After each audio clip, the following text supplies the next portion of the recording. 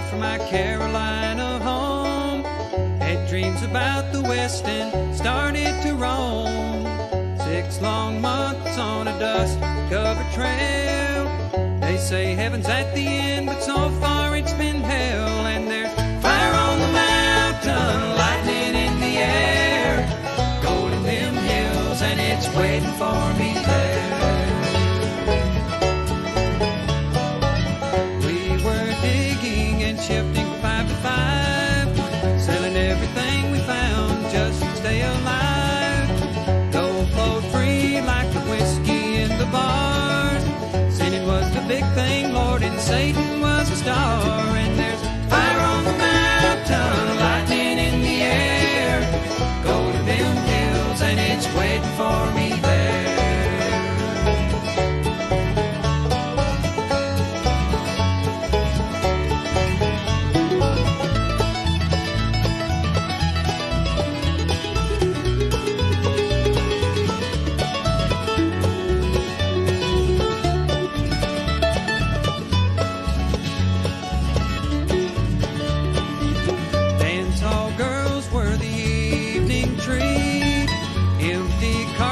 And blood lined the streets. Men were shot down for the sake of having fun, or just to hear the noise of their 44 guns. And there's fire on the mountain, lightning in the air, gold in them hills, and it's waiting for me there.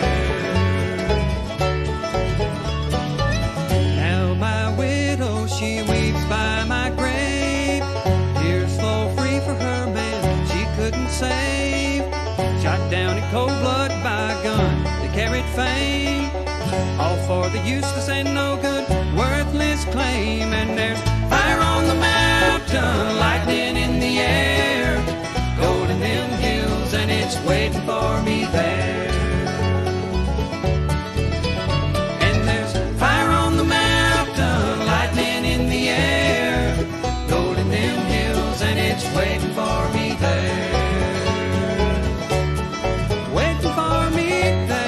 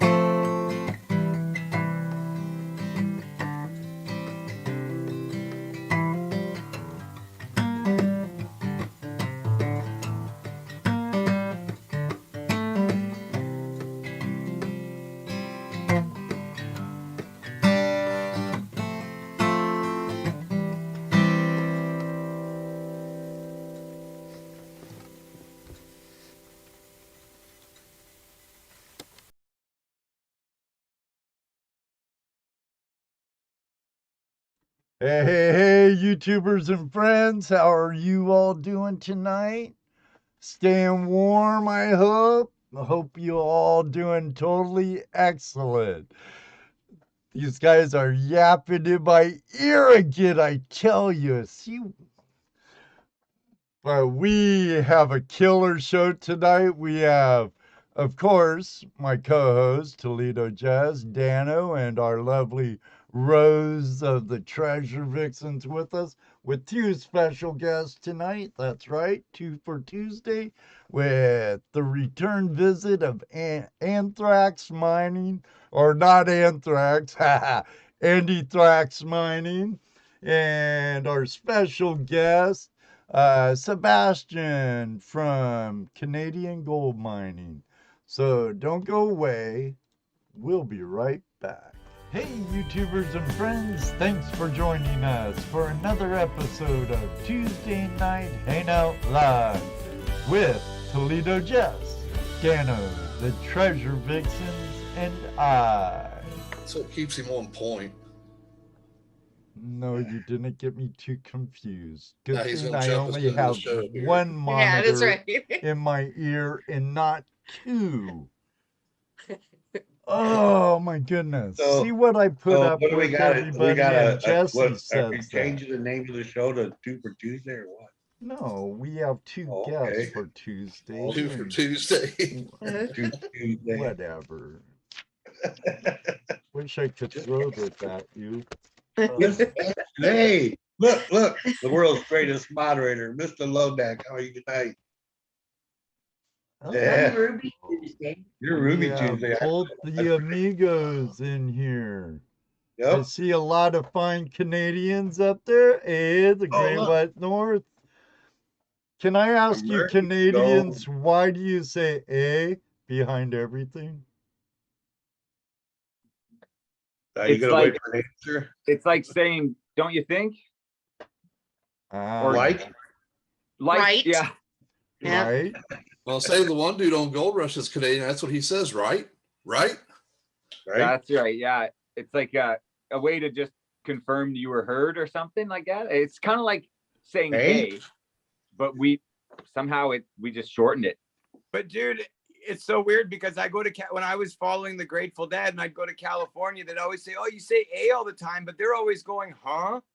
Because They're they're all a always bunch saying, of like, stoned huh? hippies, huh? You want to go down to the beach, huh? And I'm like, well, it sounds Hey. like you're questioning yourself, eh?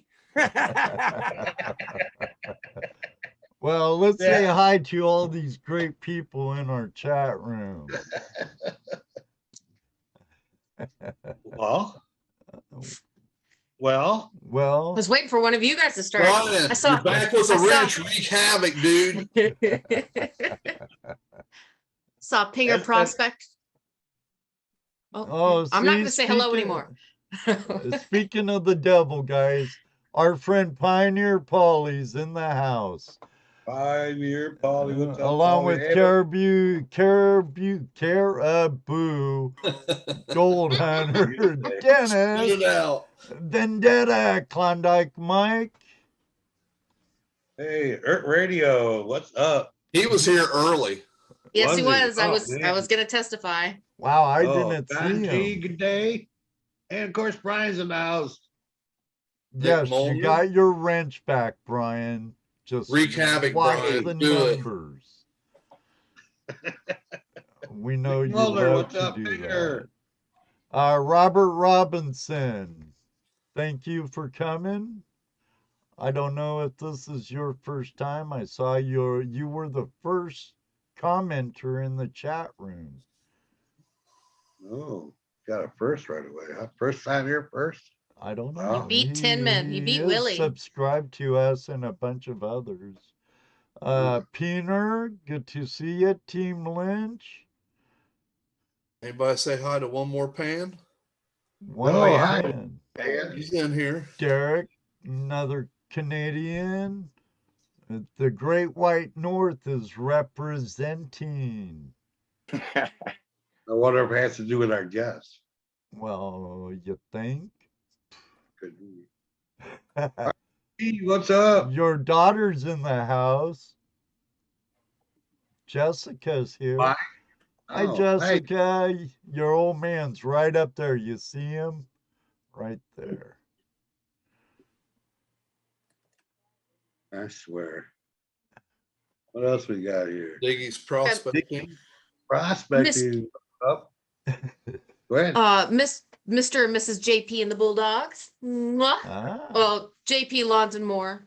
Mrs. JP Lawns and More and the Bulldogs. Harry Marshall, what's up? What is up? And of course, JP, Mrs. JP, and their Mhm. dog. hey, The John potatoes. G, Jeremy W, Terry Marshall, how are you? Ohio Relic I Hunter, sent what's you up? a friend's request on Facebook, buddy. Sherry, Cal, how are you tonight? Tin Min Magnet Fishing. What's going on, Willie? Kid Man, yeah, I saw him earlier. Ohio Relic Hunter, I'm glad all the snow's in your part of the state. Oh, hope you're at least enjoying it. Maybe He's doing got some a sledding. bunch. A Sledding, we bunch didn't get down nothing. there. We got wind. I got nothing here, but I had to 40 minutes. I drive to work. I went in, there was 2 inches of snow. I was out all night salting Sunday. Mm. Yeah, I saw your pictures. What's up, Wayne? Nugget Brain Wayne Peterson's in the house. Yeah, Gold Panner from Canada too. Yeah. Jeff Anderson, hi. I saw. So am I right that different- people can or can't hear me yet? Oh, they can. No, they hear can hear you. Oh, yeah. I heard you say earlier. I wasn't sure. I was They like, I think can they'll- hear they'll you tell now. when it goes on. Antler hear you. Addicts from Rossland, BC. There's, BC Keith. represent. Mike. Right. Share. Oh, yeah. Go ahead. I was just saying, what's up to There's Mr. Mike? Jeff. What's up? Jeff made it. I thought he was at work. Another Canadian Anderson there. Midas Mark Prospecting. Perfect. West Loud West and Bank, clear, as BC. usual. Is West Bank on the West Bank of the Fraser or something? The Yeah, Rediscoverers? Rediscoverers, another Canadian there, eh? That's What's up, Mark awesome. Miller? He runs the Caribou Gold Panning competition. That was great. First year last year. Sweet. Everybody should go that can this year. Oh yeah, We're it going to was be great. there again. What event?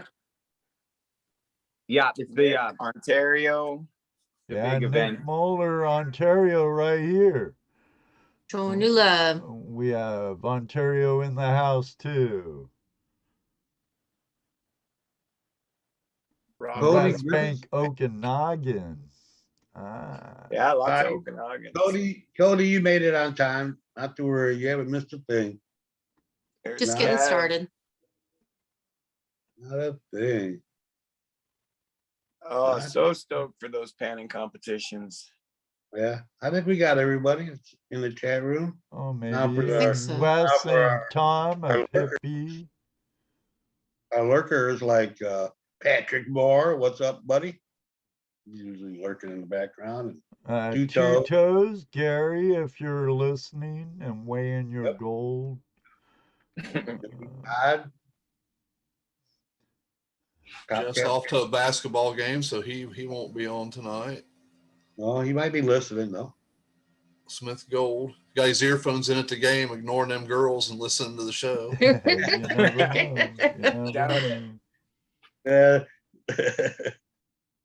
Who knows? No, he's probably paying attention. But yeah, welcome to the show, you guys. Yeah, definitely. All of you. And if this is your first time here, hope you subscribe, become part of the Flash fam. We do this every Tuesday night. Going on our 5th year straight. Yeah. Had great guests like AndyThraxx Mining, Pioneer Pauly, Jeff Williams, celebrities from Bering Sea Gold and Ice Cold Gold and Devil's Canyon and blah, blah, blah. Speaking of Yeah, Devil's Canyon, that was supposed to have been up in the Caribou.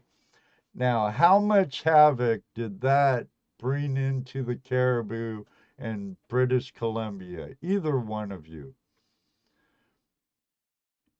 From what we heard, there's actually kind of funny because there's a sign on the side of the road that marks what they call Devil's Canyon, but we're not really sure if that's where they are because it literally follows the highway. But everybody was rushing to this like one sign and getting their picture with it and looking around. I think that it caused so much havoc. Somebody, a local person, actually removed the sign because there are too many people pulling over on the side of the highway. But there's no way the show was filmed there because like the river's following the highway like that. Like, but we don't really know where the actual creek was that they were going to. Well, one of the things we learned about that was that there's a lot of devil canyons up in Canada. We're kind of all over. So I also heard there was a trail. Who told us? It was either the old man, John Bilchick, or it was Sleuth Goose, that they saw a trail with a marker on it like Barkerville, 8 miles. You know, a hiking path trail. Hey, run for the hills mining, Steve-O Knight. I could actually find out because I know the brother of one of the guys that was on that show. So I can try to find that out for another opportunity here, exactly what was going on with that.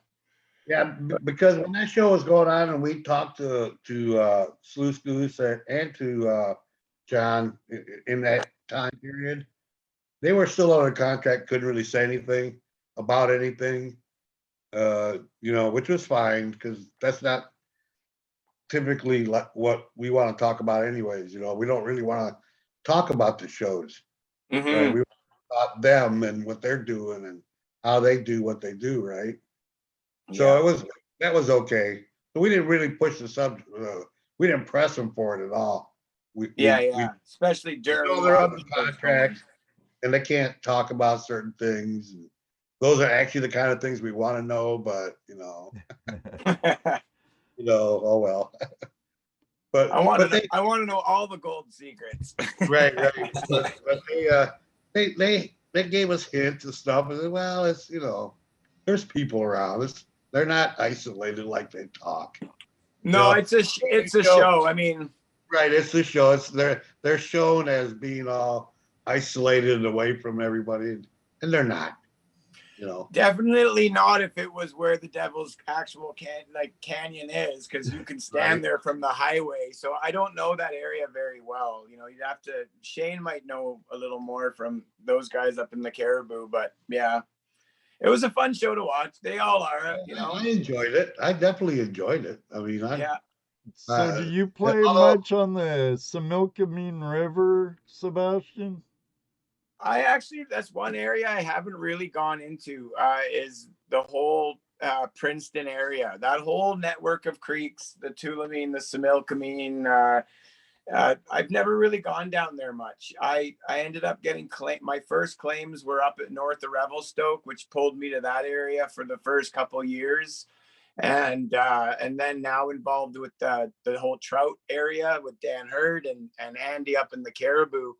It's almost like it's another area I don't even look for claims because I don't want to take myself to another area of the province. Right. I'm traveling everywhere already. I really do want to go and see some platinum in my pan. I've never done that. That would be fun because there is a lot of that in that area. I've had some pretty good luck in the Nighthawk area of Washington on the Similkameen. Oh yeah, it goes right down to you guys. And then on the high benches, I've seen some.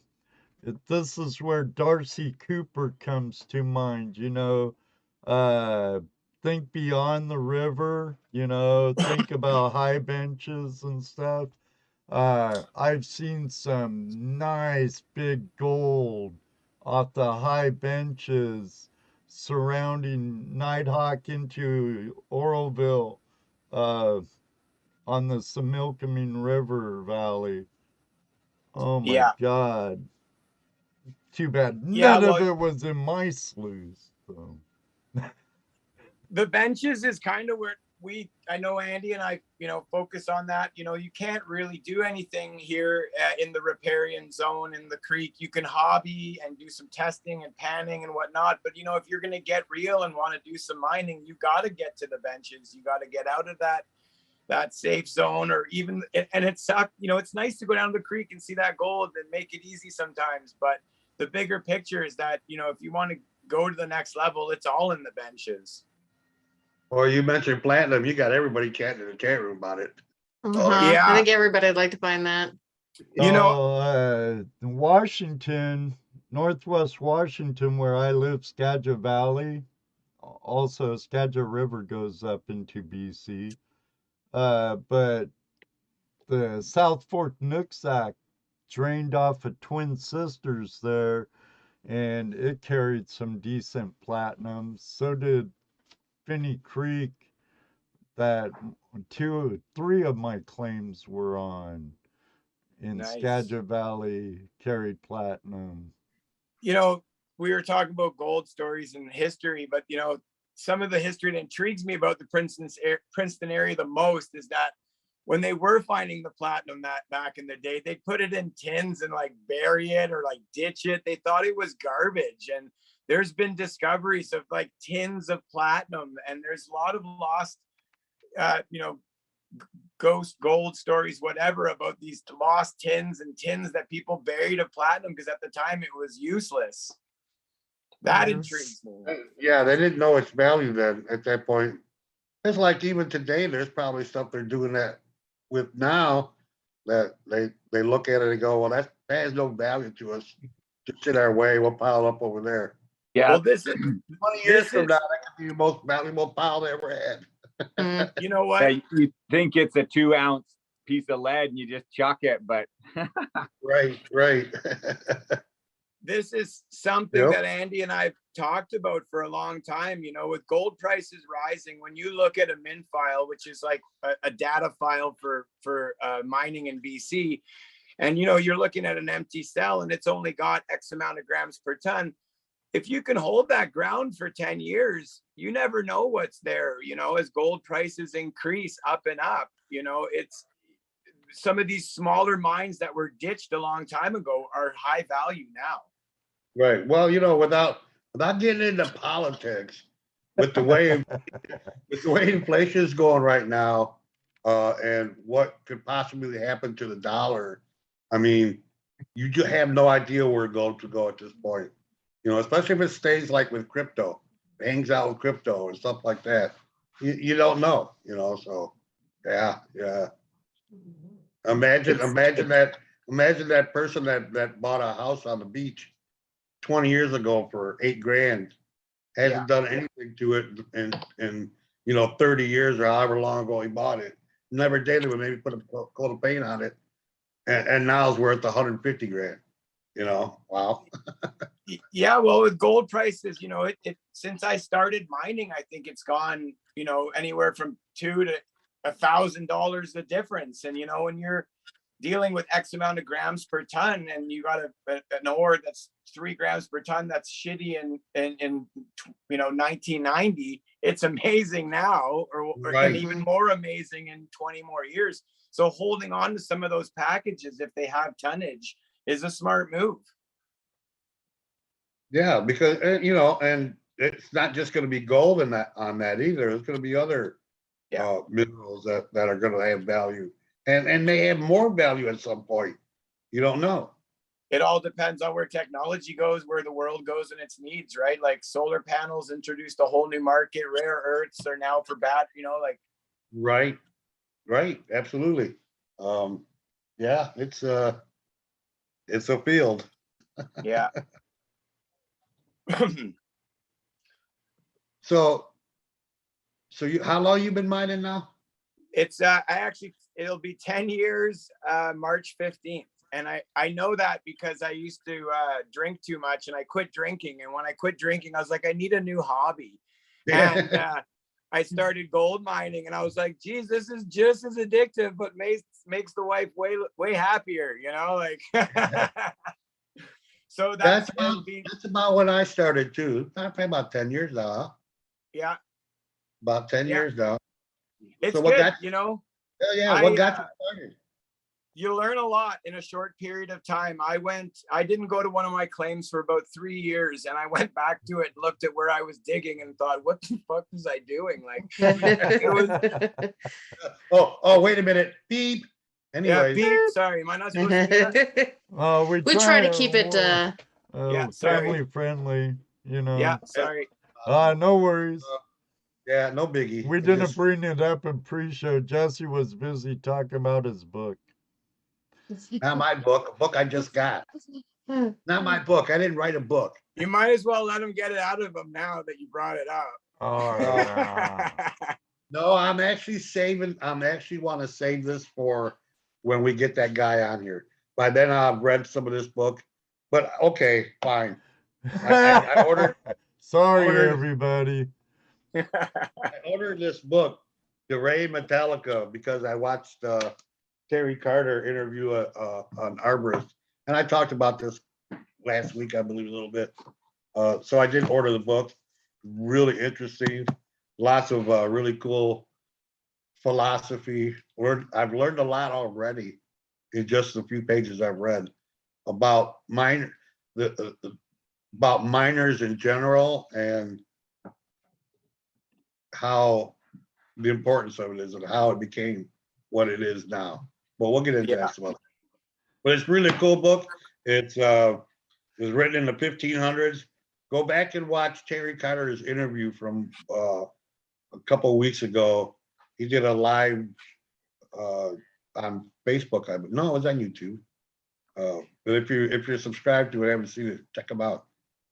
Well, the one thing that you brought up earlier about that book that I thought was kind of cool to bring up again is that connection to the plants and the minerals in the soil. Right. And I'm sure all of us have heard, people talk about how you look for certain plants, you look for certain types of plants, and where you find these plants, you're liable to find gold. Well, this arborist talks about how gold is actually poison to trees, and that he can find gold just by looking at the trees because of the way it affects them. Now, they didn't get real into depth about that because it was only like a half hour long. So it was the first time the guy had ever been interviewed in front of a camera, so he was a little nervous, but it was cool. He talked about some cool stuff. I could see gold deposits, in a sense, because some of them run with arsenic and other, types of minerals that can be, toxic. But gold itself is a single element, which you really only find in placer, or free gold in quartz itself. Right. As far as I know, what this guy was saying is every mineral affects trees differently. Yeah. He can look at a tree and by the way it's affected, tell you whether it's some kind of fungus, it's salt, it's sulfur, it's copper, it's gold. He can tell you what's affecting that tree. And with enough study of that area, he can tell you where it's coming from. So it was go ahead. There's another plant that we all know that, you can easily identify deficiencies of magnesium or potassium or whatever. Like, in your garden, the same thing goes, right? I'll tell you 3 little quick stories about that. And I think I told you earlier, but I'll say it with everyone here. I was up in McCullough Creek and I was studying a book on plants at night while I was, when mining was done, it was too dark. And I started to research this plant called arnica. And I noticed that over time that only on virgin ground did the arnica grow.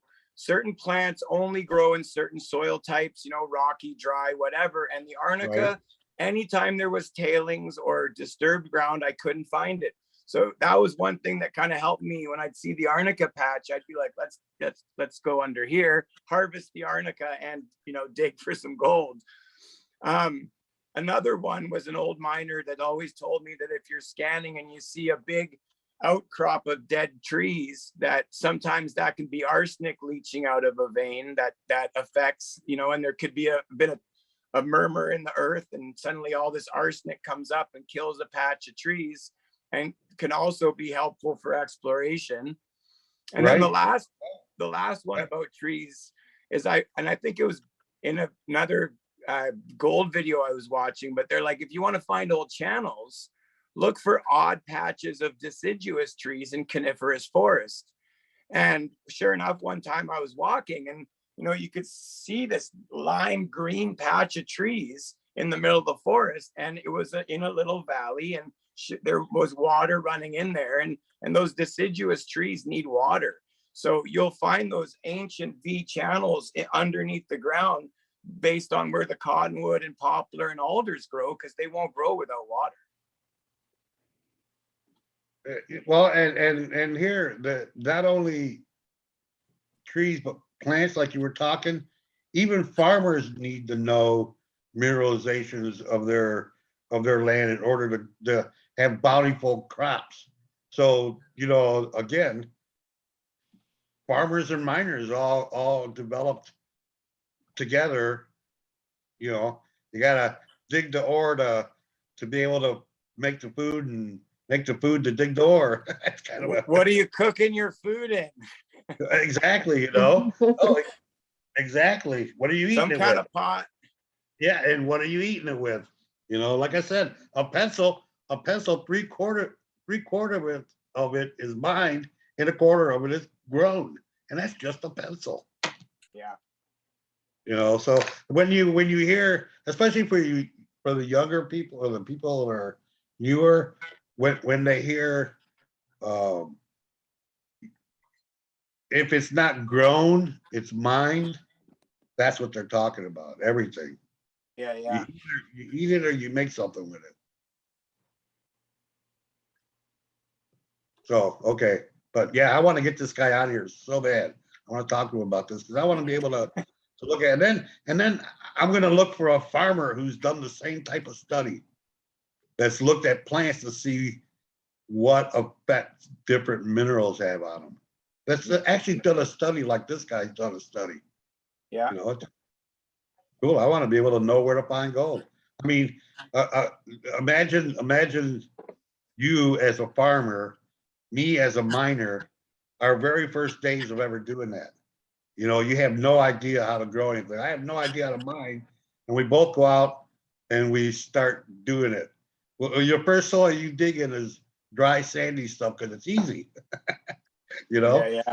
And the But you types don't of grow anything. plants that grow in mineralized areas, like the one Seba was talking about, that grows only on virgin ground, and like trumpet plants in the desert that are a good indicator plant of mineralization, or cattails Yeah. is another one. There's skunk. I hear skunk weed is not that kind of skunk weed, guys, but you know, skunk cabbage or whatever, I hear grows well in mineralized areas, and a good Horsetail. indicator.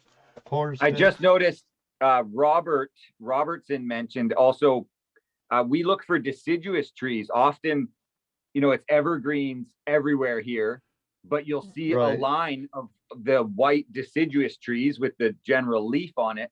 And that can literally indicate a bedrock channel where water is flowing. Maybe there might not even be a creek there, but you just look for deciduous trees going through the forest, and that's a channel of moist ground, which indicates a bedrock channel. Hey. Like the waterfall. Nice. Andy. Yeah, that's right. I don't know if they only grow in that moister ground. Hippie says he has some skunk weed. Nice. We know he does. Yeah, so do I. So why did you guys decide to take your, and you can each answer separately, to take yourselves into YouTube? What made you decide to do YouTube? Andy. I'm like the shyest guy in the world. And I was not interested in YouTube at all. I didn't even watch YouTube unless I needed to like adjust my own brakes or something on my car at home.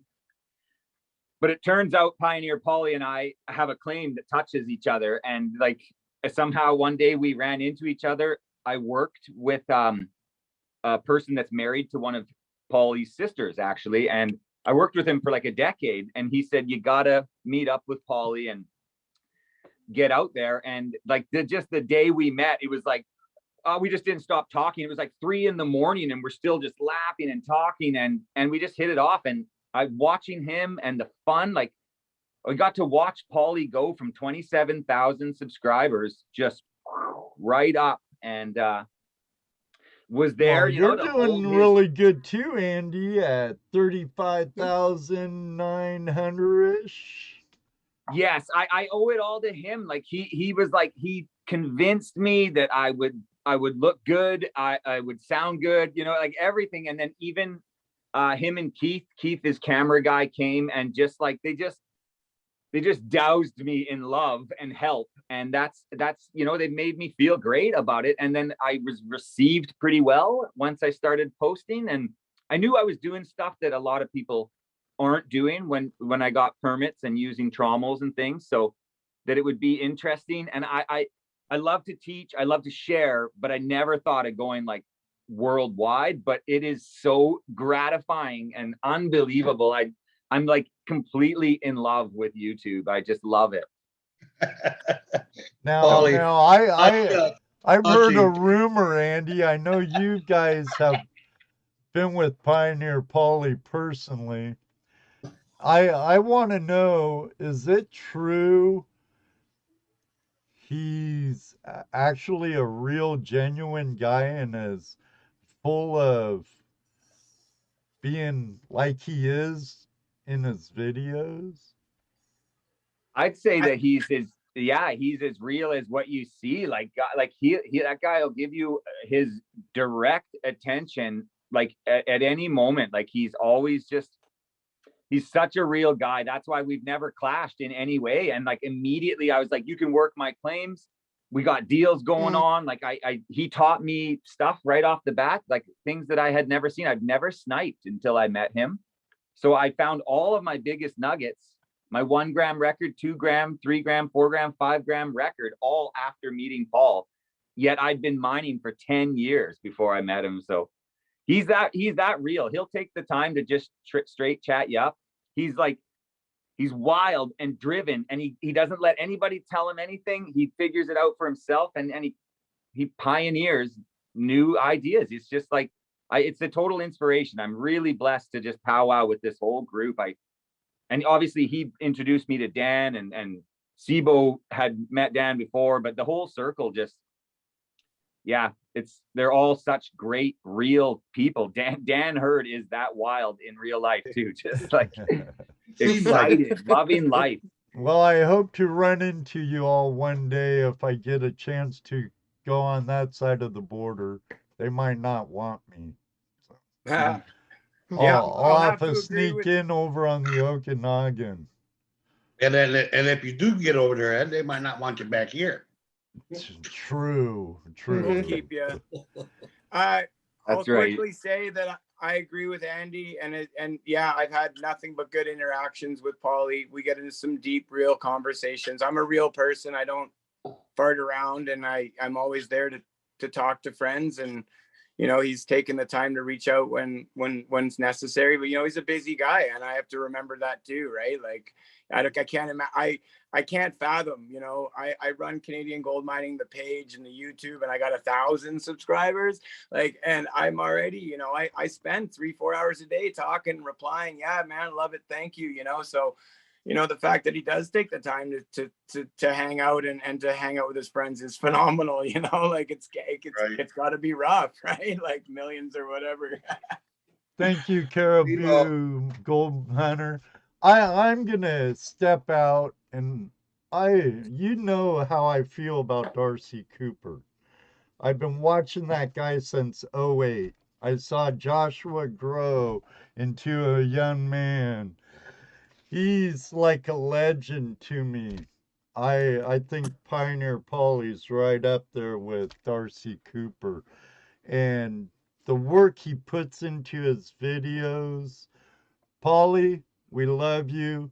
Thank you for being part of the prospecting family on YouTube, man. For real. You know, it's those people that actually inspired me to start Canadian gold mining. I started the Facebook group first, and it was just a page for Canadian gold miners to share and to interact and to do stuff. And I started a private group that I actually kept mostly Canadian, or if you mine in Canada, just for like sharing regulations and stuff, and really getting concise information. And I started a gold and mineral international group so that it involves everybody.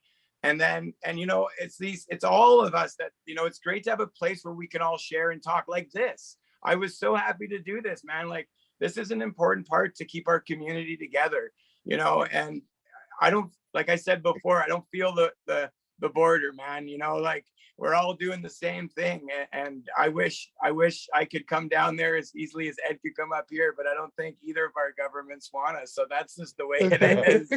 Hey, I'm really hoping soon all Hey, of the we love you border too, stuff Ollie. ends.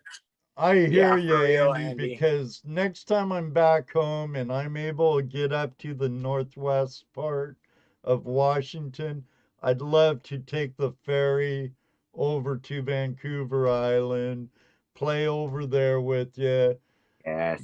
even go up the Fraser, but gee whiz, Pioneer Polly. Polly, my friend, thank you very much for the super chat. Yeah, we love you too, Polly. We definitely do, brother. When we talked last time, I was joking about like chartering a bus and just having all you guys come up. Like, it's a joke, but in the same reality, it would be like, why can't we have that? You know, like, why can't the world have that? I think that would be insane. Just a bus of like 40 of you guys, like Two Toes, Smith, like Mayhem, all of the guys, the young guys, the older guys, everybody. Like, I see buses of sports teams going across all the time. We just got to start our own team and we just go compete, right? There you go, the AUs. That's right. AU 49ers. Yeah.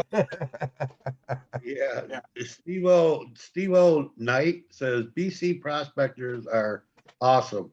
Lots of help when you ask. Awesome. I believe it. And I Yeah. believe it. you I know, believe- I've always said gold brings out two things in a person. It either brings out the bad or it brings out the good. And it's nice that the good prospectors way overweigh Yeah. the bad prospectors. What's up, It makes Honest? It's real. Whether it's good or bad, it brings out the real. It shows the True, real. true. When Yeah, you're like yeah. sitting there, you can talk. Oh yeah, me and Andy, we'll split it. When that 6-7 ounces comes out on the table, you know, it's time to be real. And some people just can't do that. You know, they get that glitter, and then next thing you know, why is mine a half ounce short? Oh well, you know. Or they this, get all Sierra that, Madre on you I and did that. pull a Humphrey Bogart and try and bury you in the bush or something. Well, they're not so, well, they're not that way anymore. Now it's, well, you owe me a little bit for this, you owe me a little bit for that. You got some coming out for this. Oh yeah, I paid for that. A little bit more for me. Yeah, a little bit. more. Right, Ruby? And this is exactly why it's important to have a good, tight community. And this is exactly why I mine with Andy. It took us 10 years to build a relationship where I know that that's not going to happen. You know, we might have our disagreements about something or think that things need to be done differently, but it's not like we've worked out all our stuff that, you know, we can trust each other to that level. And because of that, we've got, I think, at least 3 projects on the go. We've got the trout project that you guys saw Andy do with Dan, which my dog got injured. I was supposed to be on the other side, but Amigo got hurt. So I took that summer off. I'm going to be going back up there this year, and Andy is very hopefully going to join. We've got another project in Rock Creek, and we've got multiple claims that we're going to be working in the Caribou soon. And it's just, you know, we've been growing together monumentously, and it's getting great, right? So Full of Gold says greed is the root to evil. Mhm. Well, you know, yeah, or the love of money, the Yeah, love well, of anything, lust. there was a time when people looked at gold like an evil thing because of the corruption that it brought. So there's art out there that shows, I can't remember the name of it. I'd have to look it up. I couldn't pronounce it if I looked it up. A man being offered treasures galore, and he looks at it with disdain because he's got a table with food on it. You know, so there was a Well, you know, time. they There was say a time money's gold was a disdain, and nobody liked gold. I mean, it was. yeah. Well, money, did- they say money's the root of all evil, and back then money was gold. Well, Right. it isn't money's the root to all evil. It's the lust of money is the root Yeah, of all yeah. evil. That's right. The 'Cause greed. And you know, that's greed, exactly, greed. I read That a is- book one night in McCullough Creek with Fred from Fred's Gold Panning. He had some books. I took one to bed, and it was an American prospector, and he was a lot about dredging and stuff. I think it was a red book, if I can remember. And in the beginning, he said, if you're into this all for the gold or something like that, you'll be miserable. But if you're into this for the adventure, the lifestyle, the things that you're going to see, you're going to be happy forever. And it was the first thing in the book. And that stuck, man. Like, it's Oh, all yeah. those things. Well, you know, it's like Daniel's always saying, and you can always anticipate Daniel's going to say this at some point. When he goes out prospecting, it's not the metal that he's collecting; it's the gold of the friendship, the Yeah. people. And we all think that way. But People, Daniel usually voices it at the loudest. the gold's the extra, man. Yeah, the yep. bonus. Met a lot of great people on the river. Oh, yeah. Oh, definitely. Shoot, if it wasn't for gold prospecting, I wouldn't know any of you. Very close for sure. You know, it's And as when you touch down on the adventure, like how many places have you been to? How many beautiful sights? How much nature have you got to experience because of the search for gold? I mean, just the places I've been looking for treasure. Absolutely. It's mind-boggling. It's mind-boggling. The hikes into the river valleys out in California. Yeah. I never thought I'd do something like that. That was Yeah. awesome. That was awesome. Just wait till we do it in Colorado. Oh, Mhm. Utah. Oh, wait, there's no gold in Utah. Montana, Washington, Oregon, BC, Australia, right, Terry? Shoot, by if the way, Pioneer everybody in Polly the- can do it, we can do it. Heck yeah. Well, fortunately for me, I've always had the wanderlust. So in my Yeah. early years, I did wander around the country, and I did get to see all the beautiful. That's why when I say you want to go on a vacation, you don't need to go around the world. Just go in the United States somewhere. Go somewhere where you haven't been. Start with exploring your own backyard. Start with Yes. exploring where you're at and go from yeah. there. Yeah, people always, do you want to go to Mexico? Do you want to? I'm like, dude, I want to go to the Yukon. I want to go see the rest of BC. I want, like, we live in like one of the most Alaska, beautiful places. Why do California. I want to go Yeah. anywhere? Right. Other places, I'd love to go to Australia. I'd love to I'd love to go to Germany or Europe anywhere and magnet fish. That would be cool. Oh yeah, for sure, That would be really cool, you know. Yeah. Gold prospecting in Australia or Alaska, anywhere. Actually, It's not that I don't Anywhere. want to go. It's kind of like what Actually, she was I'm- saying was like, check out your backyard first. You Right. know, I Yeah. still have so much I was to just going see. to say, I'm actually Yeah. really happy here in Ohio. I find gold when I go out looking for gold. You know? Sometimes So- better than others, but Yeah, sometimes better than others. we've We've actually traveled- been places that we Yep. spent lots of money to get sure have. to and end up saying, you know, we could have did as good And at our look own each other. spot at We- home that we did Oh, on this for whole sure. trip. I But- get way more gold if I But- just walk but- down the street to Mission Creek every day than if I actually went out prospecting like I do. For sure. But we had a great time. We met some Uh-huh. cool people. You know, we didn't The adventure was awesome. Hey, Yeah, the- Andy. Yeah. Your mayhem's in the chat room. I seen that. Yeah, I was just Oh, I oh, was stoked to see him because he wasn't here, and we've been talking a little bit just a couple weeks ago and stuff. I think he's in another part of the world right now. I was gonna ask him where he's at. Where you at right now, Braden? I think he's in Iraq, isn't he? Something like that. Yeah, he's a Afghanistan. gold Oh explorer. yeah, Baghdad. Oh, back. Yeah. Okay. Not Baghdad, Afghan, yeah, sorry. unreal. Iraq. Guarding office or something. Last I heard. Red. All right, guys. So now that we covered the fundamental of your own backyard, something that we really like to ask you guys is no restrictions.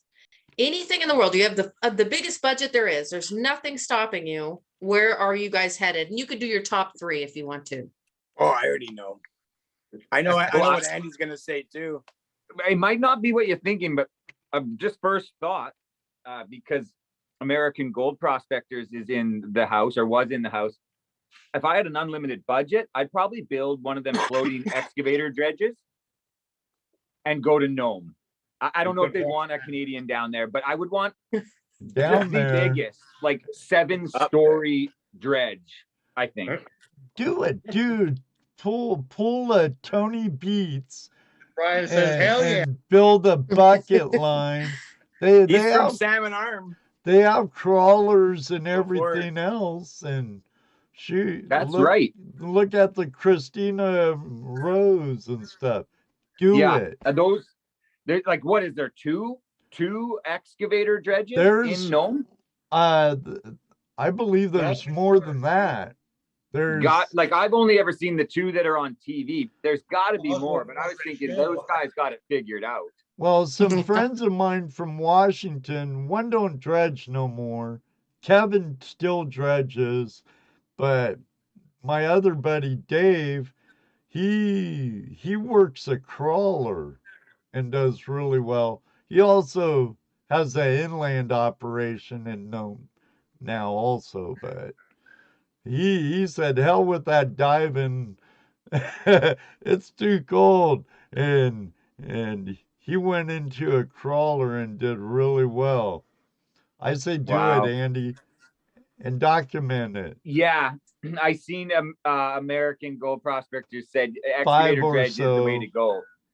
And 5 I'd get or like a so. 70-foot boom because you right off the bat, like the longest boom out there, you know, from what you see on TV, the longest boom out there is like 35 feet. So you just need to get 10 feet on that and you got virgin strip again, right? If the ocean's getting deeper as they go, just And a big Brian- long arm excavator and live on it. Yeah. Says, best dredge in Nome is a crawler dredge. Oh yeah. There you go. Now we have a comment from Paulie. He'll be in Nome with Emily Rydell soon. She was a lot nicer in person than I expected from the show. But gonna show her what's up. Do some dredging on Emily's dredge, Paulie. That'd be cool. Yeah.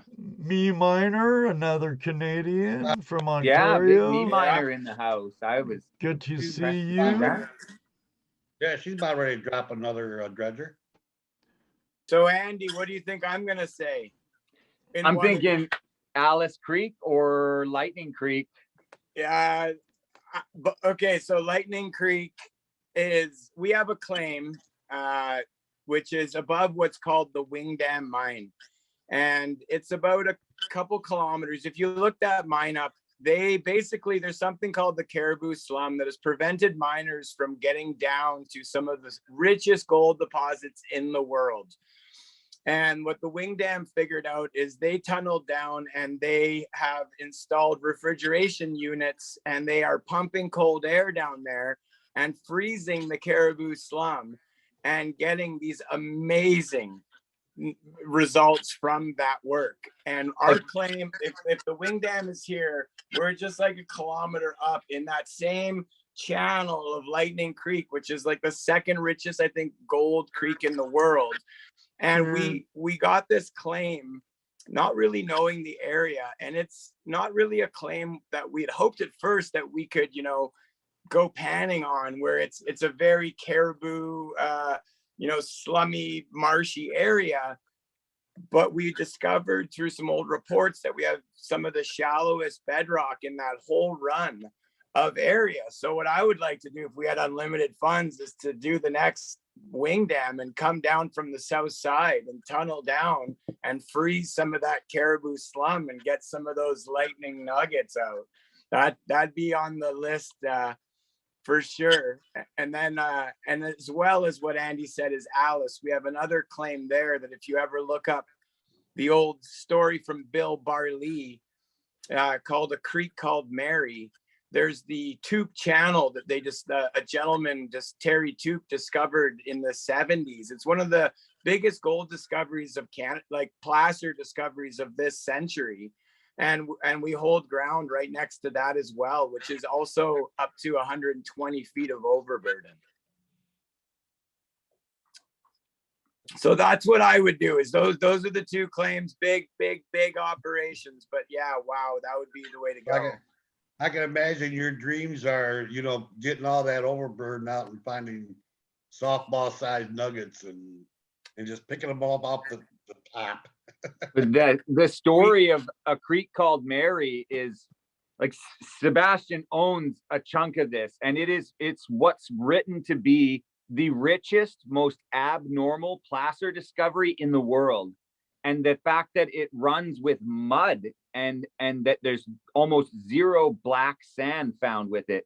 They think that it's from an inland lake that ruptured, and the channel is buried perpendicular to the current river channels. So there's no like indication at all. And a man discovered this, and the placer operation would produce 30 to 40 ounces a day, and was just ran by the man, his brother, and one of their wives. And they would just doze a pile into like a giant kind of high banker thing. But apparently they would, the cut banks, they would pull out like we got a thing called a toonie. It's a $2 coin. It's like huge. Yeah. And they would pull out huge, like 1 3/4 ounce or 1 3/4 ounce nuggets, like one of the most astonishing discoveries ever ever found. And it's called The Creek Called Mary. Nice. Debo owns a chunk of it. My favorite, you got to read that story. My favorite part of that story, and it shows the resilience of who we all are, okay, is that these guys found this channel after like ridiculous amounts of testing. Like the gold was only on 2 spots of these creeks, and after finding it, there's a part of the story where they run into a wall of bedrock, a wall, and they're like, where'd it go? And they try that way, no, they try that way, they try down, they can't go up, and they're like, it's done.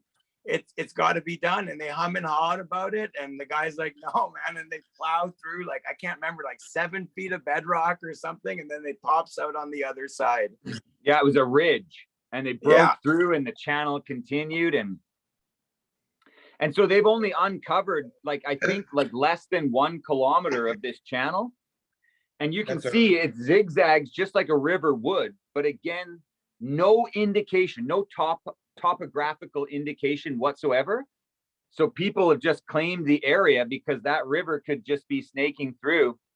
Right. But again, those are the little bits of information that lead me and Sebo off to the tops of mountains or like literally hundreds and hundreds of feet up from the rivers. You know, the current rivers down here, we're way up in the banks and still finding gravel. Right. I wonder how, I wonder if LiDAR would help you out in that, being able to, I'd like to see. I think it would show some kind of indication. right. Again, because he's a good guy, Matt, how do you pronounce his last name? A good question. I don't want to butcher it, but the prospecting geologist. Prospecting geologist. Oh yeah. He can hook you up with LiDAR. He can help you get LiDAR for your area. Yeah, just ask him, man. He'll be willing. Yeah, Yeah. it's the hunt is on, man. We've got a lot of Yes, ground. Gold And Panner, Hospider. Yes, him. Man, Hospital. gold, Yeah, I was actually, Dan Hodgkins just said Nick Gus from West Coast Placer has some technology for doing stuff like that. He's got a website, and my friend the Gold Panner Mike got some of that work done, and apparently it was pretty cool technology. Yeah, it's from what I've been seeing about LiDAR. My first introduction to it was watching this on one of the anthropology channels that I watch, or shows that I watch. A chick who studied LiDAR out in the desert and found thousands of cities that have never been discovered, but there she was able to pick them out. Not only in along the Nile and stuff, but in Mexico, looking for Mayan, buildings and stuff. They found, all kinds. It's bigger than you think. So LiDAR would probably be able to at least tell you what the actual ground looks like, and maybe possibly even find a mine. The beauty thing, and this is the thing that I guess I'll just blow it right apart, is like there's an operation right north of my claim that literally has gone and mined to the line of my claim, and we've peeked around the corner and you can see the freaking channel. And we know the old owner of that claim before it was sold, and so literally we know where to dig, what we need to do. But there's a mountain of gravel on top of that stuff, like 100, 120 feet. Yeah, Wow. 70 to 100 feet. Yeah. Well, like I said, LiDAR at least give you an idea of what you're looking at underneath the trees and what you can't see from where you're at. Yeah, That's a lot of soil to move with a mini like yours, huh, Andy? Still working that claim, Sebastien. I'm like 90. Yeah, man. Well, that's the thing, right? We've gotten to a point, like we started off panning, you go to high banking, the mini hoe and the small trommel, and we're just climbing the ladder, right? And Andy and I are trying to focus on small benches that have been forgotten by some of the bigger operations, where it wasn't worth to go down to that little 2-hectare bench because it was just not worth it to them, whereas to us at $300 an ounce or whatever, it's not worth taking all that equipment down there to try to get out.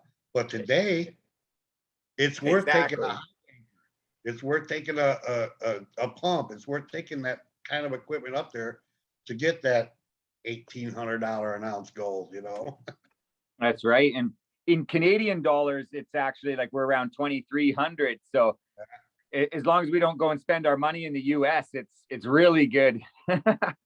Full of Gold, or one of our Australian friends, he's asking about hydraulic.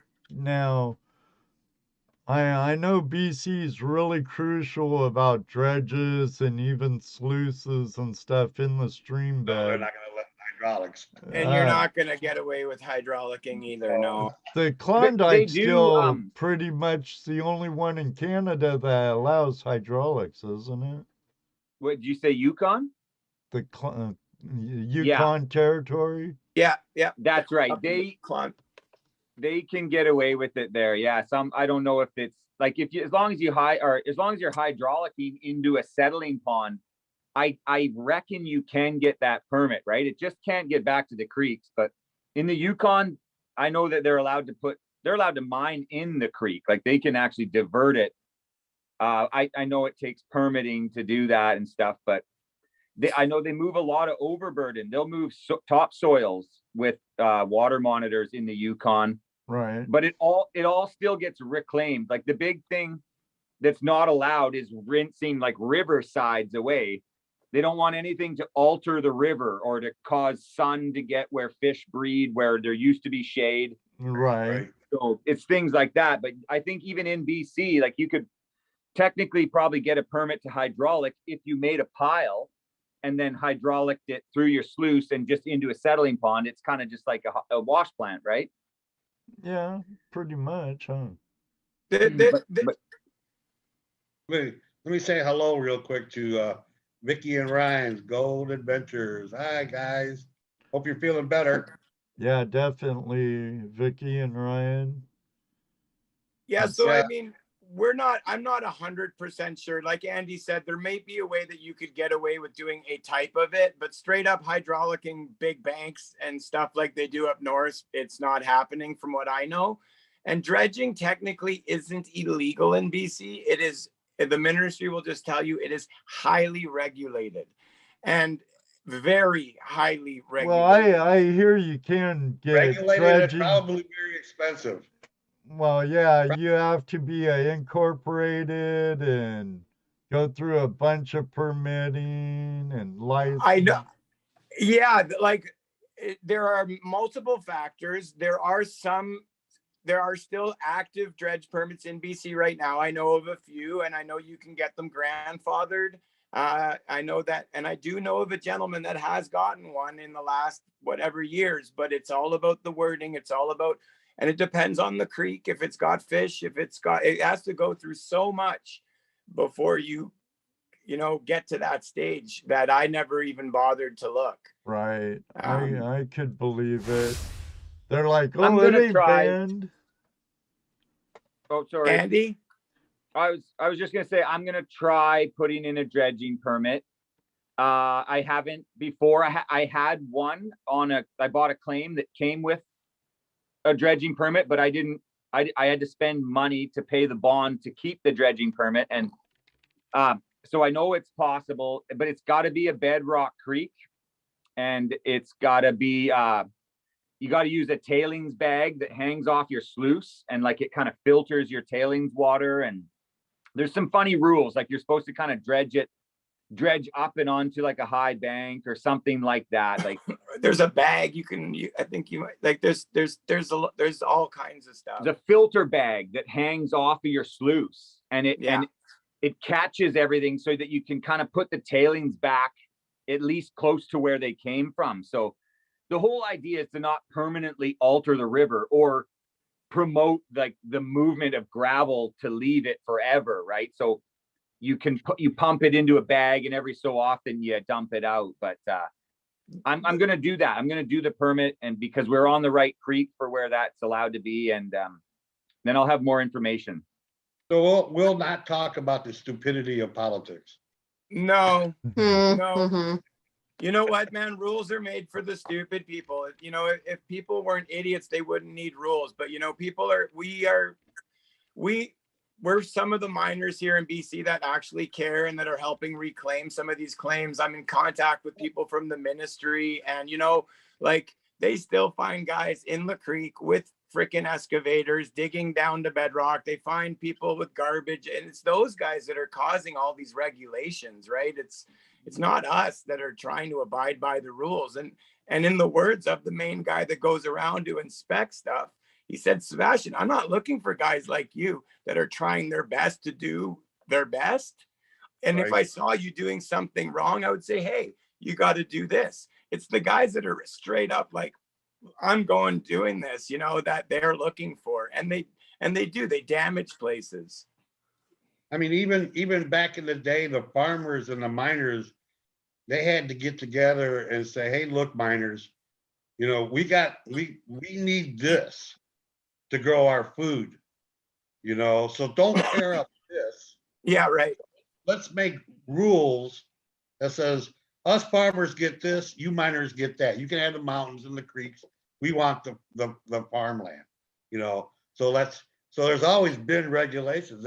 But that's imposed on themselves so that they can get along together. If the government would allow us to do the same thing with the fishermen, the hikers, the campers, let us deal with our own problems and regulate ourselves, and everybody would be just so much Well, better. like back in, there's some guys from Jefferson, the great state of Jefferson, which is in Oregon and California, but you all know maybe.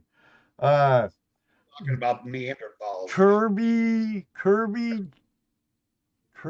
Johnson, Kirby Jackson, he's an author, and Rick Brickner. They're part of a mining district in southwest Oregon, and they're working on to build districts back up, mining districts, because mining districts can write the rules and regulations for that district. If it's an actual organized mining district, and they get into the legalities of it all in several things, but they're like we did in the 1800s, you know, the mining districts did a lot of their own rules. I mean, they're the ones that regulated the fact that we shouldn't be using monitors and watching Well, mountains. and during the California Gold Rush, it was the miners that put an end to that. That's what I in said. the Wow. district. Yeah. They're the ones that That's regulated interesting to know. Yeah, they You know, regulated themselves against it. But that was because they were hurting the farmers. Yeah, you know, in the Big Valley and lowlands, Right. causing So floods and bunch of silt and Right. So again, they were allowed to deal with it themselves, and they took care of it. They quit doing that. So we Well, don't That's really. pretty go pretty a lot ahead. more amazing. vigilante justice. Well, there was that too. You know, we're not going to discount that either. But you know, Hey, ahead. Moto Mining is at work right now. He works night, Right. but he said, "What's up, everybody?" Hey, Moto Yeah, Mining. tell him we said hi back. He'll he's probably listening. hear. He's able to hear, but he couldn't type or something like that. So he really wishes he was here. But Well, we'll have What's Yeah, up, Moto? I want to get Moto Mining on, but he works nights. I told him go Yeah. to days for a while. I know. I told him just take our one. worker list. Play hooky. Yeah, that's right. Just once, at least. You're being missed, Moto. Yeah, you Yeah, are, getting a lot brother. of love in chat, man. A lot of love in chat. Yep, everybody's saying hi to Moto. You may not be able to see it, but It's awesome. Heavy Metal. Let's see who else. Everybody's saying it. Everybody's Red, Klondike Mine Mike, Yeah. a lot of people. Derek, one more pan. Hell yeah. Oh, Mountaineer man, Michael Cole, said he's sick with gold fever. I feel ya. Oh my I think God. we all are, man. Sally Reese, Moto. welcome. Moto. I Brian I says, "Call literally in." I literally try to make myself feel better shoveling snow by thinking this is practice. This is practice. You know, like Oh, Right. know He measured in know cubic what's yards. funny, Sibo? I'll be at work. I work construction, so when like I'm doing demo in an attic of like say a assisted living building where I have to do work in the attic, but there's a bunch of blowing insulation. I vacuum it all out and I kind of zone out and in I a think dredging about kind of way. dredging. I know already. Yeah. I can see it. And I'll catch myself doing layers, you know, so I terrace off my hole and That's Well, awesome. That's I funny. can you know relate. what? I'll take it to the next level because I might as well. But like, I get streams in my driveway from the melting snow, and I'll be out there and I'll throw logs, and you can actually see how the gravel reacts by the changes in the river. Hey, And I'll sit there for like half an hour, and it actually helps. It makes sense. You know, if you put a stick, you'll see that water go around and eat out the bank over 5 minutes, and later on the river's over here. Yep, And you're yep. like, no way, you know, like that's important to know. Hey, you're never going to stop water. Yeah, exactly. Water will always flow. find a way. It'll find a way, Yeah. even if it has to evaporate. It will leave. Yeah, it's coming back soon. Mm-hmm. Let's see. Got any questions from the chat room tonight? We have plenty of them, actually. Yeah, There- guys, feel free to ask any questions if you want the opportunity. Just tag at Flash in Your Pan or at Rose Briggs so we can see it, and we'll ask those questions for you. Yeah, who's putting in some mechanized permits? Come on. What anything we can help with? I know we're not, you know, I'm nobody, Sibo's somebody, but any questions, we love to help. We want to see people mining. Wish we'd see a lot more dredging, but that we were, you know, looking forward to dredge stories from the US people. Well, we were looking, I'm thinking you should do a video on your adventures in trying to get a dredge permit. That's a really good idea. Yeah, I will. You know, okay, you know, walk through the steps of the things that you got to do. Maybe even show the paperwork, you know. That's a great idea. Yeah. And Yeah, make a nice series. Educational series are great. I just started doing some of those on my channel for our system for mining here called MTO and IMAPs. And just, you know, I remember the days where Andy and I were like, how do you do that? You'd have to call the ministry and spend like hours figuring it out and them explaining it. And, you know, it's nice to be able to do it in a 5-minute video. People are like, thanks, Evo. Like, you know, like, I mean, yeah. Oh, absolutely. Because, I mean, most of us, I know, I mean, now at this point, I use YouTube as entertainment because it's really funny. Because I don't watch TV anymore. But other than that, it's education. How do I fix my stove that quit working? What's wrong with my furnace? You know, you can find a lot of this stuff out. And, you know, a lot of times you'll find out just a quick, simple thing, which saves you hundreds of dollars, right? It's really good for that. So if I get into my head, hey man, how do I turn lead into gold? I can look it up. May not find the answer, but I can look it up, and I'll bet you I get close. Rudy's over there. Yeah, like you can do that. So our friend Full of Gold asked a question. I know that you already sort of answered it, but I'll let it become a bigger question.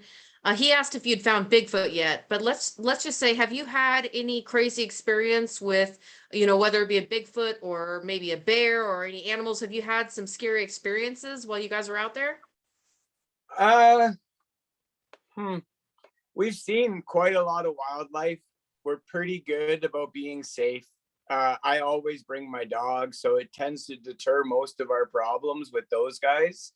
I've seen cougar, I've seen bear. As far as Bigfoot, I've never had any inclination. I've definitely felt watched out in the woods when you're alone. And I do hear the creek sing all the time. I don't know if you guys get that, but I'll be there and I'll feel like I hear music or a radio, and it's actually the creek. But as far as Bigfoot, I personally haven't had any experience or really anything scary. You know, most of my scary experiences have been, you know, feeling like the vehicle's going to give out and I'm 3 hours away or something on those lines, you know, like, you know, am I going to get stuck out here for the night or am I going to make it out? You know, I put myself in some pretty interesting situations. Have you, Andy? Well, I had a, sorry, one sec. I had a situation where I was head down sniping with my feet basically on the shore, and Paulie was just taking a break and eating a granola bar, like maybe 50 feet up the river. And he was yelling at me, and I could just hear, like, my head was under the water. I could hear a bit of noise, but a black bear was a big bear was coming down to get a drink from the river. And he would have been 10 feet from where my feet were. And Paulie was like yelling.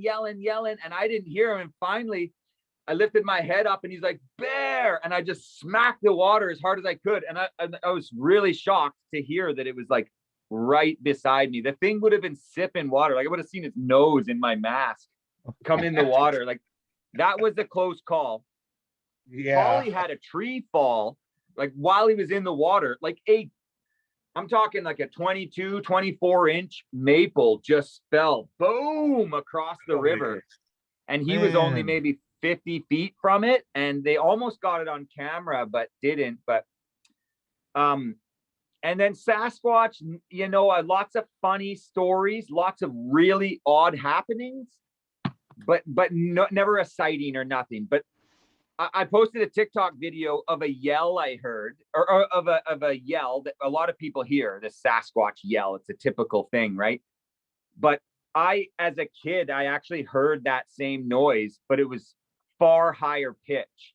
And I for years, it never crossed my mind that people think it's a Sasquatch. I literally thought it was a peacock. I don't know if you know that type of bird, but They're it's very just a big weird. bird, right? It's like, does this real Crazy sound. yell. Yeah. But I remember I was 14, and I remember describing, like, to my mom, I'm like, it sounded like a World War II air siren or air raid siren. And it like did the boy, and it just hit that note, and then he carried it on for like 10 seconds. And I never thought anything of it. I honestly thought it was a bird. But then 20 something years later, I was watching Sasquatch Hunter, and they came to BC, and the guy was like, let me do my yell, the yell we hear in BC. And he did the yell, and like, I'm not even joking. Like, I'm not afraid of it at all, but every single follicle on my body stood up like rigid. Like I was like, holy crap, that is the sound I heard. But 22 years, I thought it was a bird, but then I heard that sound. I phoned the buddy I was with right away, and I'm like, dude, you got to listen to the Sasquatch Hunters and this sound. And to this day, we're amazed. I don't know what it is. Probably was just a cougar. You know, cougars will make some really wild noises. Yeah. But I love Sasquatch. I love the idea of it. I still haven't seen it, but I like to think that I heard a Sasquatch. Full of gold, scared of bears, grizzlies, been brought up Sasquatch. I heard a story, I believe it was an 1800s miner above Pitt Lake, I think it is. Went up there maybe looking for the lost lode of the Pitt gold, you know, whatever. Yeah, Pitt Lake, Pitt Meadows.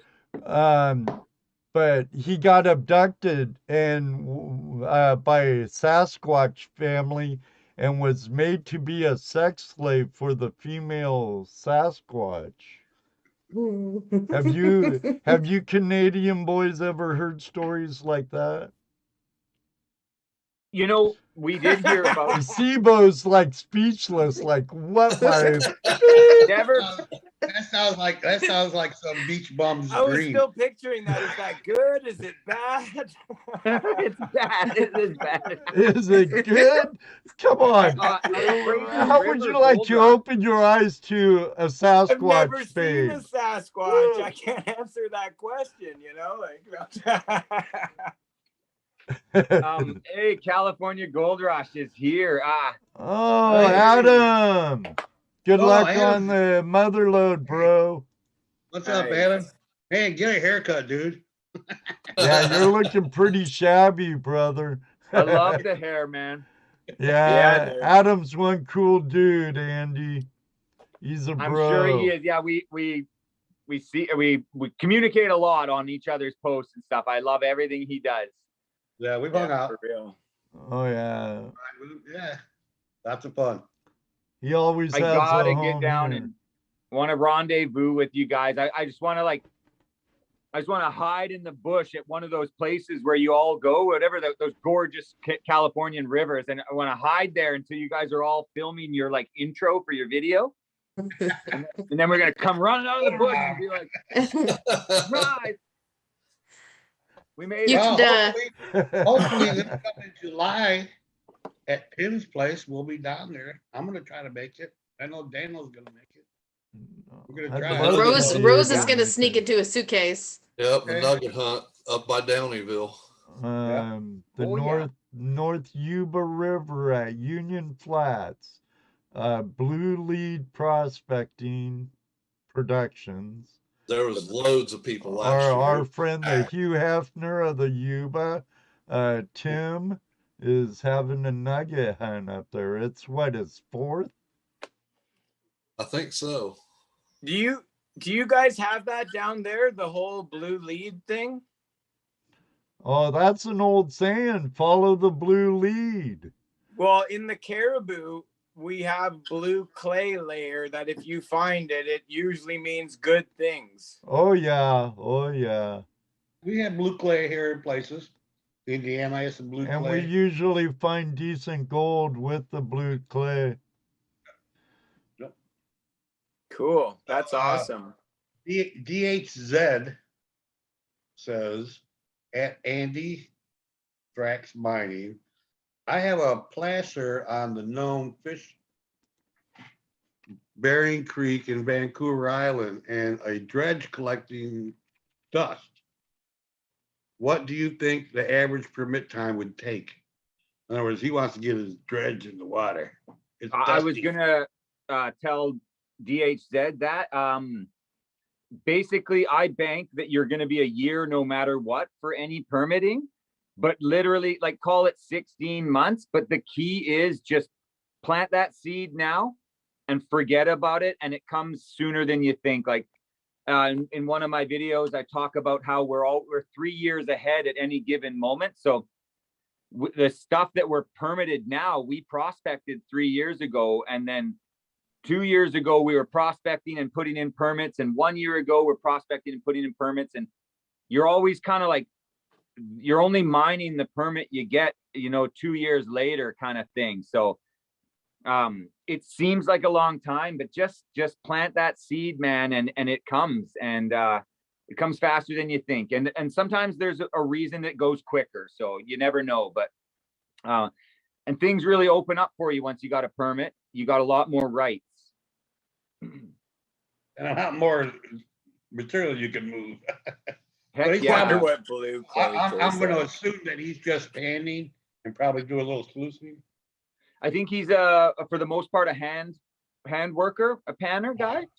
But I We do can't see sluice here in the creeks. Oh, okay. You can't sluice in the creeks. yeah, we're not allowed to do that. It's kind you of gotta do cheesy that. because guys move more gravel by hand than they do with a sluice anyway. Like these guys are still bucking through a yard or more a day, Right.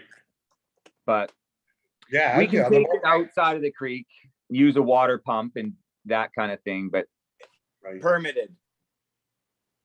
So or if that- you're on a claim, yeah, you can You get could away from the creek. if you include it in your permit, and I was talking to Craig about that. You can maybe get into recirculating into the bottom of your hole, but it's something that has to be done on a permitted claim and is regulated again for Oh. sure. Everything but panning is regulated for the most part. For the most part, yeah. I mean, once you have a claim, you can start to do high banking and others things like that. But if you don't have a claim, you're definitely restricted to pan and shovel. So do you have to get a permit if you have a claim? Do you have to get a permit for high banking or anything once you have a claim?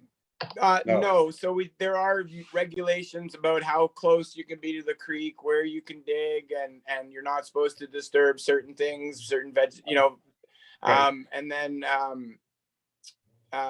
you are also limited to the amount. So you can have your depth maximum, and this is why permitting. The ministry wants mining to move forward. I like, as much as hobby panning and stuff does something for the industry, a huge part, to be honest, because so many of us all start there. they want to see us all moving forward because that's what brings money for the province or the state or whatever, right? And so, you know, they limit us to 1.2 meters of depth to dig and by hand without a permit. And then after that, you have to start applying for permits to dig deeper. And the issue is that a lot of people go and they dig these huge holes and they don't fill them. And so animals and people are getting hurt. My buddy Jeremy drove into a guy's hole with his whole entire side-by-side and just about killed himself. And, you know, so they're having to tighten down on some of these things, you know. Also, young guys are going and digging 8 feet down and not shoring up their banks. And you're down in there. It just takes a fraction of a moment for that thing to cave in on you. One small rock to move. That's right. Yeah. Small rock to move, and it's all coming down on you. You know, replay Jenga. So we can get what's called an exemption, which is kind of similar to a permit, but it's a quicker way of getting permitted to dig a bit deeper. And limited, right? Say again? You're probably limited as to what your rights are and what you can and can't do. That's right. Yeah, you really I think it's they increase the size, but only a certain amount, and they really make sure you got to slope your bank. Like if you're going to be 3 feet wide at the bottom, you got to be like 8 or 6 at the top. Like it's 45-degree banks, and then everything has to go back, and you got to record like where you're going to put it, because people like to just sluice and let it run off down the hill, right? And it'll never come back. And the idea is to try to make it not alter what the way Earth is. And that's funny because it's altered every year during storms, floods, and this and that. Now with us, where we have lease property, we're allowed to dredge, and by courtesy, you fill your holes in, but our fishermen don't want us to do that. Our fishermen want us to leave our holes. Our trout fishermen go, "Oh, we love your holes. You know, please don't fill them." Besides, next year when you come back, you're gonna dig in that same spot because it's gonna be filled in, and you're gonna have more gold again.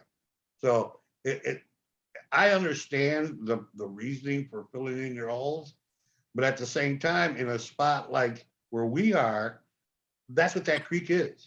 It's simply that area is being used for prospecting, dredging, and stuff. And fishing.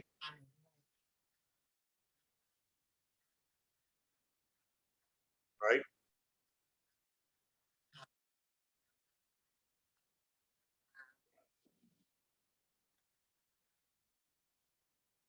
I'm not saying that I agree with all the rules that are here. And I've spoken to people in the ministry that actually, you know, I've said like, you know, why is this sluice? You know, it does like it does nothing compared to a flood to the river, you know, and they'll be like, you're right.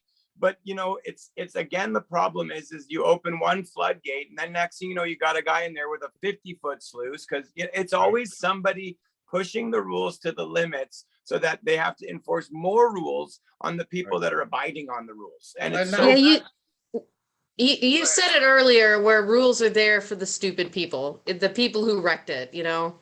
I do feel you on that. It's like it's somebody, you know, and then the flash in your pan crew is always talking about how they're, and the Vixens, I mean, we're cleaning up after people all the time. And these are the people that, you know, wreck it for everybody else.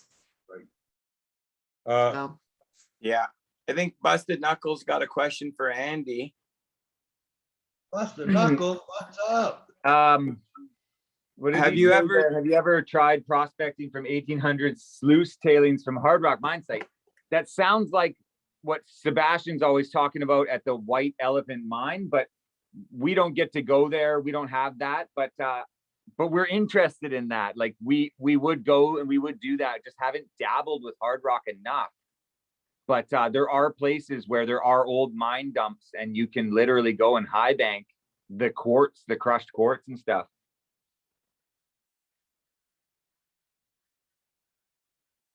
Yeah. Free gold and quartz. Yeah, that's the dreamy stuff, isn't it? You know what they used to call sulfides back in the Roman days? What? Back in the early days? Earth Mm-mm. juice. Oh, really? Yeah, earth. Well, you No know, way. The salts, the that kind of stuff. The sulfides, that's what they call them, juices. well, Wow. I've learned a It's lot of weird cool things in this book. the That is neat. Spanish used to soak their ore in tubs of water with a certain type of enzyme that would stimulate the breakdown of the sulfides. And it's probably in that book I bet you have. Well, But as a matter of fact, I forgot to mention, this is the Spaniards mining Bible. yeah, and they knew what they were doing. And they had this enzyme that, you know, because sulfides are pretty toxic to break down naturally. And so Right. there's a natural enzyme that they would put in the water and they would break it apart and they would be able to mine it from there. And it's an old 1800s trick for sure. Probably older than that. It's Oh, probably yeah. way older than that. 1500s maybe, yeah, Mm. You know, whatever. Ugg knew about it, and he made lead. I guess lead was the first metal that was actually processed.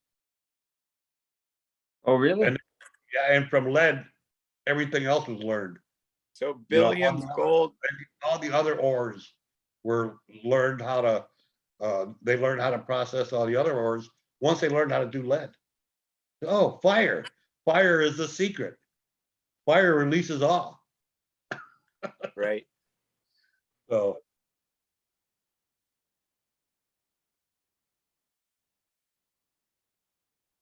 Yeah, he was starting a thing on YouTube there where he was reading parts of famous stories. I guess he maybe started from British Columbia. I don't know what the plan is, but yeah, it was great. It was like just a That's man fun. reading you these real tales from British Columbia, and I was loving it. I was falling asleep listening to it. Listening to it and just like leaving it running. You all told day. me about it. Yeah, I was trying to send it to that's Sibo, and really, that's really so funny. I think he took a break, and it sounds like he's maybe coming back with like a bigger, better, stronger attack at this. So Billiam, I'm really looking forward to seeing what you do, man. That's really, yeah. That's funny because what I've been thinking about doing as I read this book, I'm going, this is really a hard read. I mean, it's a really time-consuming read for anybody to sit and read. But I wonder if anybody would listen to me read it. Maybe I bet 10, you. 10 minutes at a bet you. time, you know? Yeah, that's actually quite popular, Jess. A lot of people, yeah, love to be read to. Oh, right. A lot of Oh people yeah, it's a like- big thing. Yeah. Storytelling. Yeah, there's YouTube channels dedicated to reading books. So I absolutely think people would be interested in it. Yeah. Yeah. Okay. So guys, Right back. sorry. Our friend Mr. Lodak, we probably should wait a little bit for this, but I'm gonna ask anyways because I don't want to forget about it. One thing that everybody in the chat, everybody here, this whole community loves to see is some gold porn. You guys got any cool things we can see? Andy? Well, I brought a couple of things just in case. Do you need a moment, Sibo, to get anything together? I got something. Yeah, and so I can show. I got a pan of gold. I'll show everybody. But I showed you all my biggest stuff the other day, the last time. But what I got here is kind of something that's cool. And I hope you can see it. Oh no! Can you guys see that? Oh, A little closer. So this is Look, actually a set of spoons. Nice. So my stepmother lived in Wells, grew up in Wells, and actually lived in Barkerville when it was like not a museum run historic attraction. It was a real town. Like Right. my stepmom moved in there, and these were given to her by a famous caribou guy named William Hong. And he's a very famous caribou miner. He's Chinese, I believe. and he had hydraulic mines, and he ran stores, and there's lots on the Chinese merchants of the Caribou. But anyway, when they left Wells, he gave them this set of spoons, and every spoon has about a half gram or a third of a gram nugget on the top of it. And they're real caribou gold nuggets on these little like coffee spoons. So cute. Yeah, I wish I could show them to you better. There's 2 sets of this, like it's probably almost an ounce of gold in total. And William Hung if you Google the history of the Barkerville and the Caribou Gold Rush, William Hong is a big name there. And my family was friends with one of the guys they call I can't remember. There's lots of funny little names they gave these guys, but this is a pretty unique thing, and they just recently gave it to me because I'm the only gold nut. But yeah, it's about an ounce of gold on all these sets of spoons, and they all got these beautiful, like those are a honkin' nugget on each one. Yeah, you can't tell, but oh yeah, it's like really cool. And they're silver spoons, and the guy, he ran a store, and so he like actually sent these silver spoons off, and it says on the bottom it says 10 teaspoons, gift from Mr. Bill Hong, Wells, BC. Wells is the existing town that people really live in now. It's only 10 minutes from Barkerville, and Barkerville was the gold rush town, but now it's a museum attraction, and you have to actually pay to go in.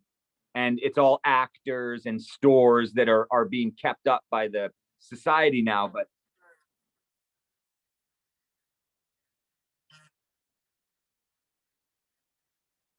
that's right. And you can go in and go to Wake Up Jake restaurant, and that's a real restaurant that was there to supply the miners with dinner. And me and Sebastien and our buddy Brian from Mechanical Miner all went and had brekkie there. And yeah, where is Brian? You can live and go into the town and walk around, buy from the bakery, go to the saloon, and take a carriage ride, and it's all just as it was, rebuilt. But it's super cool. And Braden was talking from Mayhem Prospecting, was talking about trying to get up to Caribou, or maybe he was saying he had been to Caribou. But any of you guys that are interested in gold, if you haven't been to the Caribou, that's like, I think, British Columbia's biggest gold rush. Like, that's our biggest, richest area. Williams Creek SIBO has a claim on Williams Creek. It's the richest creek. Like, I think it might not be to this day in the world, but literally at one point in time, it was the richest creek in the world. And the second richest creek, we also have a claim on, Sebastien and I, and that's the Lightning Creek. And it's not only the second richest creek in the world, it's the longest placer producing creek in the world. And that's pretty mind blowing. So yeah, Caribou is wild. But let me grab my pan of gold, and I got a pan of gold with like 8 ounces in it or something here. Oh, I also wanted to say, I know you showed your big stuff, but some of us haven't seen the big stuff. So, feel free to show the big stuff. I thought that was private messages, Rose. I love the nonchalant. I got a pan kicking around here with, like, I don't know, 8 ounces or something. I normally don't speak for my hetero life mate and partner Angela within our channel, but I know that I could say that the Vixens like the big stuff. So Yeah, you guys sound like a ton of fun. One more time. Okay, so here's the they're big fun. can you see that? If I tip it, it all wants to slide. Yeah, you're getting it. That's 8 ounces of gold. That's in my signature pan. This is Polly and Bogus. Chris Bogus came and spent the week on my claim. Yeah, I remember that. And he signed the pan. And D Almighty, the Scuba Jake, world famous YouTuber. Yeah. Pioneer Polly and Joe.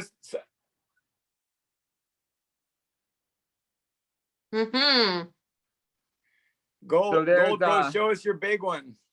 Yeah, thank you. Nugget. Still to this day, I'm going to beat it this year. Yeah, Wow. it's almost, or yeah, it is 3 million views on Facebook, and that's kind of what kickstarted the YouTube channel.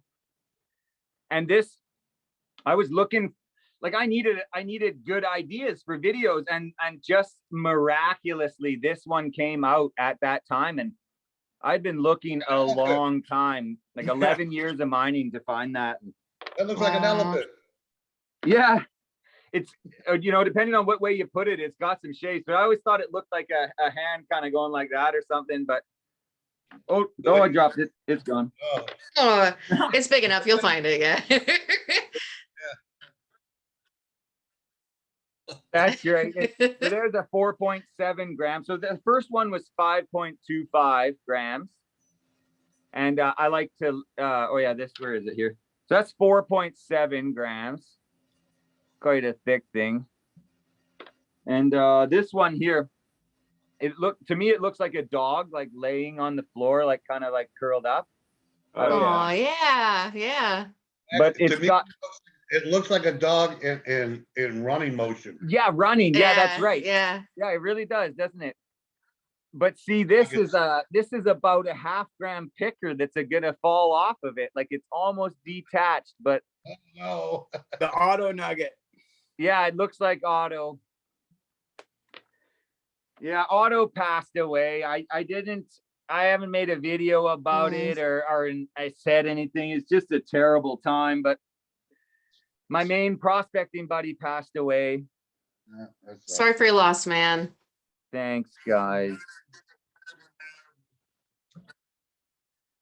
Yeah, I was like, it's time to move on from that. He's remembered forever in all of my past videos. Right. So, yeah. It's a great dog. Yeah, I really appreciate that. I didn't want to like down anybody with it, so I hadn't mentioned it, but hey, that's a good point. Yeah. So this one, I don't know if you saw, but on TikTok, I did a video where I smashed this with a hammer. I know it's just disgustingly abusive, but I think it looks neat. Yeah, I like how thin it looks. Yeah, it's so two-dimensional, like, but now it's my biggest nugget. It's actually bigger than my biggest one, but yeah, so here I'll see if I can show you a handful of all my biggest pieces. Now, maybe it would be cool. I don't know if Paul's still around, but gosh, it'd be nice if Paulie popped on and showed you. He's got the record breaker, and I was there for the find. Yeah, and I heard him. I was like 100+ meters away, and whoa, I'm under the water, and I heard him light up. But he's got a 9 gram nugget. But they're, I don't know, if who's all still here, but it's really hard to show it. But it's all beautiful. There's just a pile of them. Oh my goodness.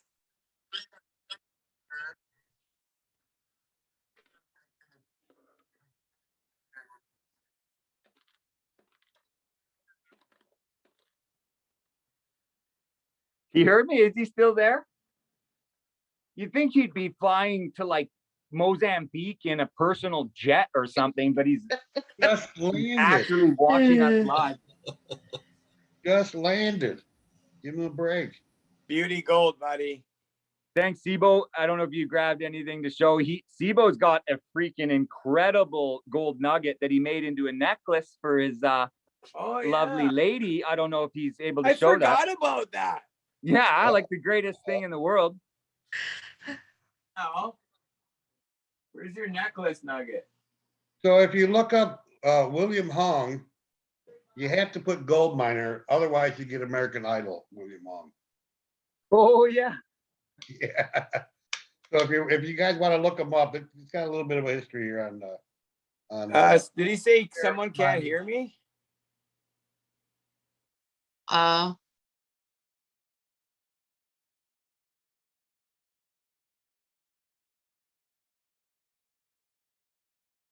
No, we can hear you just fine. Yeah. Awesome. Yeah. Actually, I do have a little bit of gold with me here. I wasn't, but anyways, so we were talking we were talking earlier about the white elephant and free gold in quartz. And one of my favorite, and it might be hard to see, but this is all little nuggets from free gold and quartz from the Okanagan. And all these little pickers came right out of the quartz. I have my little jar in here, but Not I really hard to love see. these. They're hard to see. No, not hard to see. You can see them Oh good. yeah. These were great because, you know, crushing quartz and finding raw gold like that is just such a blast. That'd be cool. And I wish I had a claim that had as good a ore as where this was from.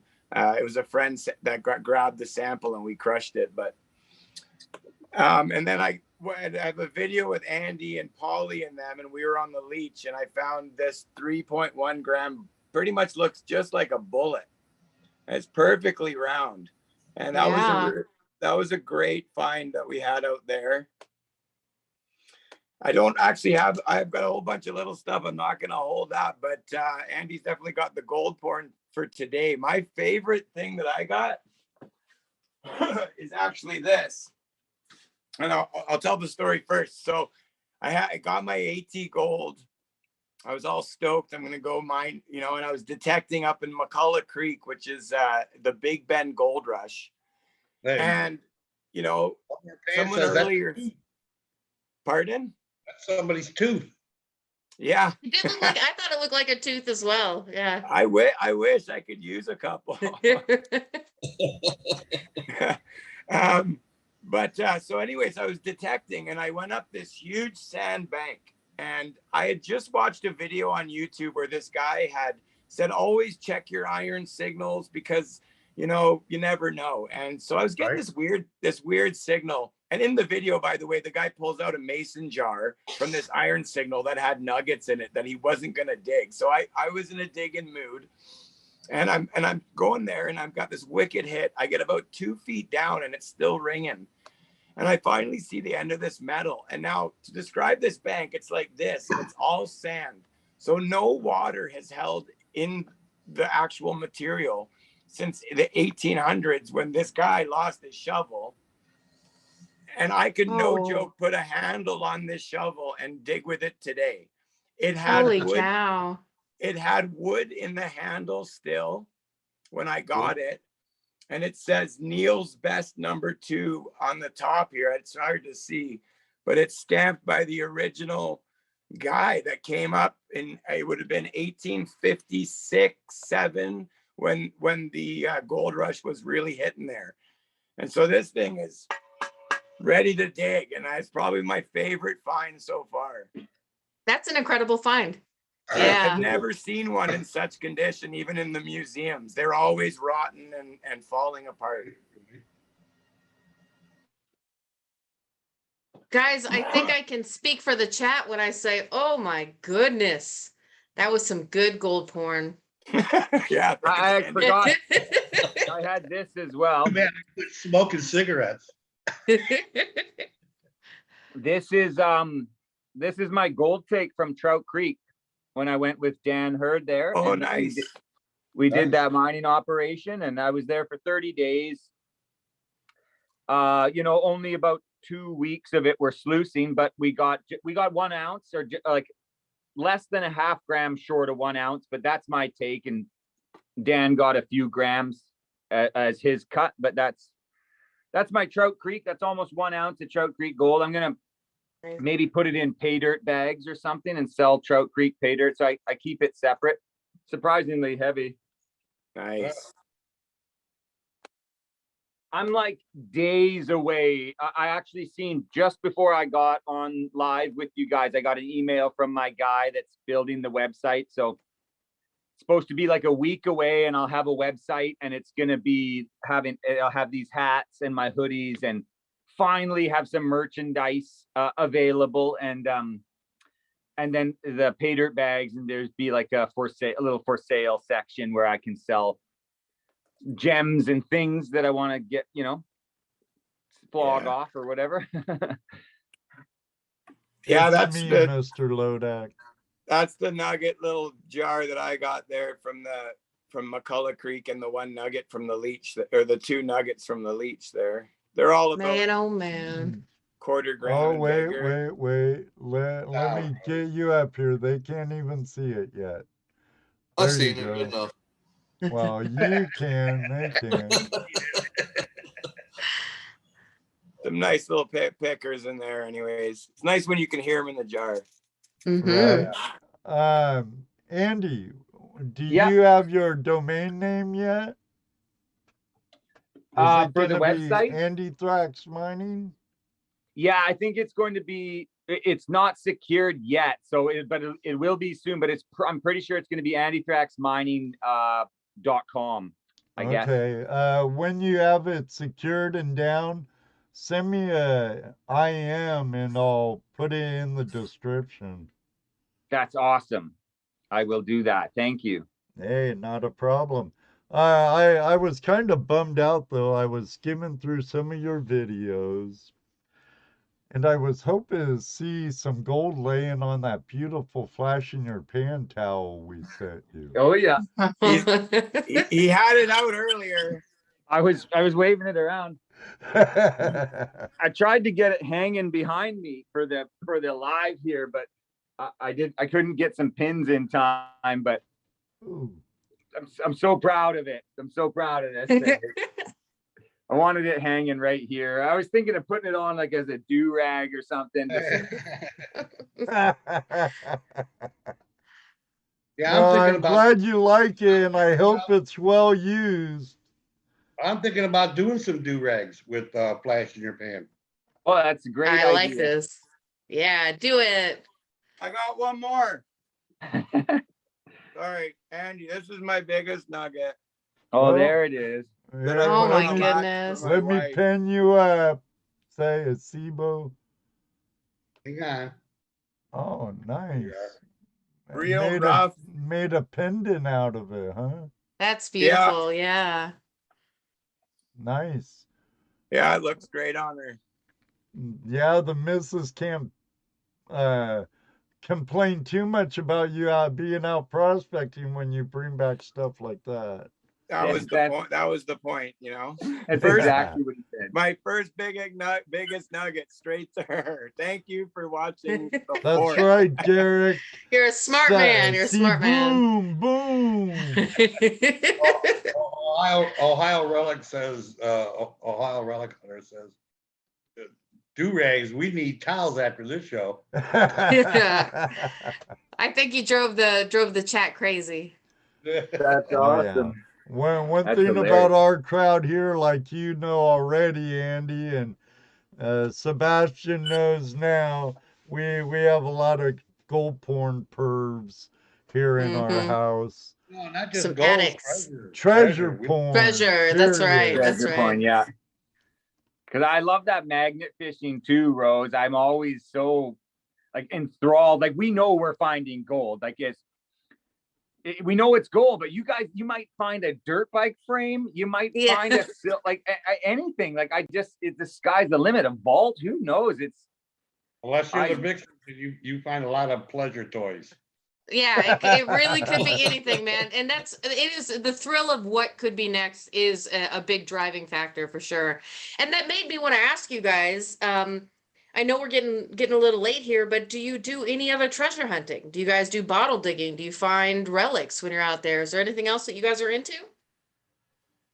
I'll go for relics if I'm detecting.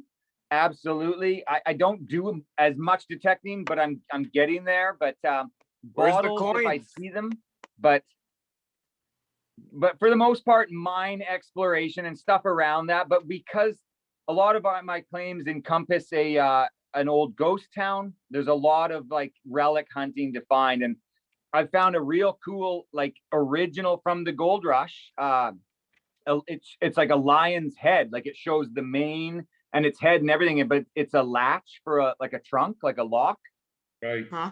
And it's yeah, that's awesome. Yeah. Cast and iron your coin.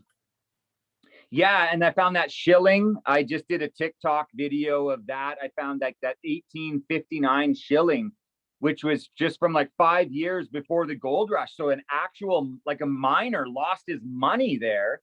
And I found his mining money, like his money, a silver shilling. That was neat. and like a neat. an old hand pump handle, and some neat old relics, lead toys. So yeah, detecting. I have done a bit of magnet fishing, but just I want to do more. I just need to do more. Yeah. Yeah. It's ever so addicting. Yeah, Yeah, it's like, I need bigger magnets. I need longer ropes. I think I need a boat. Yeah, someone said that in the feed earlier when I was saying that I quit drinking and started mining instead, and then that the wife was happy, and then the guy said, well, how about after you bought your third detector? That's why she's got the necklace, man. That's why she's got the necklace. Right. But yeah, I enjoy detecting a bit too. We don't do it as much as we probably should. And I found some amazing stuff in old cabins, old bottles, old this, old that. And I got like a little, mining museum on this in my shed on the shelf, of all the cool things I found, and old insulators from the top of old buildings and stuff. And it's always fun. And Andy and I actually just acquired an opal claim cool. that we're going to go look at this year. Yeah, stoked for some gemmy stuff. Yeah, for sure. Speaking of gemmy awesome. stuff, have you guys been to Dan Hurd's picture rock claim? Ocean picture stone. Yeah. No, he keeps us so far away from there. Well, the way Pioneer Paulie tried running away with that huge feat. That's right. Yeah. Yeah, exactly. I haven't been there myself. I had opportunities to go, but that's a place I'm excited to see for sure. That's pretty spectacular. And from what we understand, it's one of the only places that they're like, his claim is literally one of the only places you can find that stuff. So. Oh, really? I think Seabone has something here. Yeah, there's a $10,000 piece of ocean picture stone right there. Well, so check this out. So I work for a geology company, geoscience company, part-time in the year as a prospector for them. When I go out with geologists, I do rock and soil sampling. And I was about 2K from the ocean picture stone on some ground this year and doing some digging. And I ended up coming across this, which I'll get it wet really quick, but it's very close. And Dan's hoping that I bring it over so we can cut it. But you're starting to see those nice blues in this rock in the deposit that I found. And so we're going to cut it open and see if we've kind of found an extension of that deposit possibly. Ooh.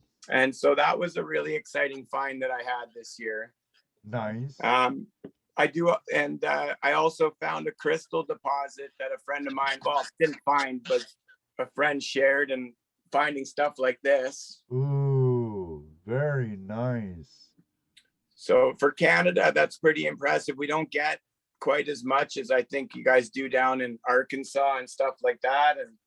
And I do like to collect like really rich copper specimens where you get, a lot of the malachite ore and azurite and chrysocolla and stuff. And I definitely love the rocks. I'm getting in. It's not just about the gold, for sure. I don't think I've ever met a prospector who don't like rocks.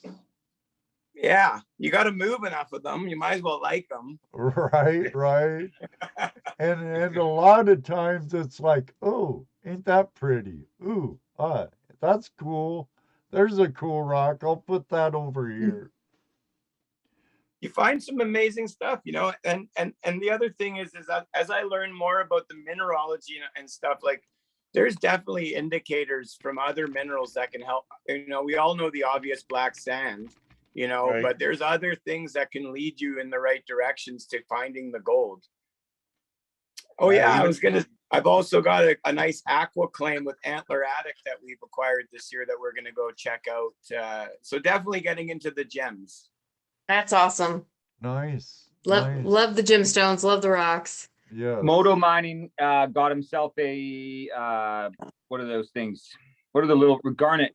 He's got a real heavy producing garnet claim, and we're going to be going out to see if we want to try to fill like a 3-gallon pail or something with garnets, and you can do it there. So nice. I love everything, like anything you can find, anything, so the easier it is, the more that's what we went for, but definitely gems are taking our interest for sure on a bit of a journey. Oh, I for have sure. about 3 gallons of garnets from Mhm. Alabama. Yeah. No kidding. Black. Those are black. Well, actually they're red, but it's a real dark red. I know what Oh. you mean. Yeah.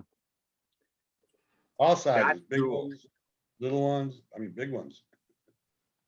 Now, are they Yeah, about the gemmy biggest we or get. are they really fractured? I know some streams in Washington, a couple of rivers where you'll overload your sluice with garnets, but on one in particular by Index, it's not a gemmy gray. They're big and they're really fractured.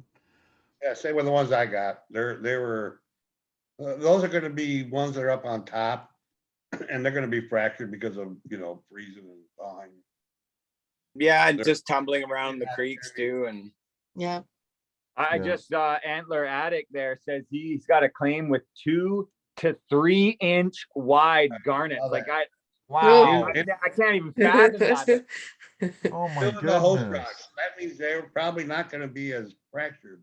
well, that's like Let's- Braden and Mike. They got this claim with these freaking pyrite cubes like this, like Oh, just yeah. huge. Unlike cool. you've ever seen, or unlike I've ever seen. That's Yeah. cool. Yeah, Braden, the True North, what is it? True North Adventures or something? Yeah. Okay. Yeah, He's true. a big Instagram guy, and yeah, they finding pyrite cubes.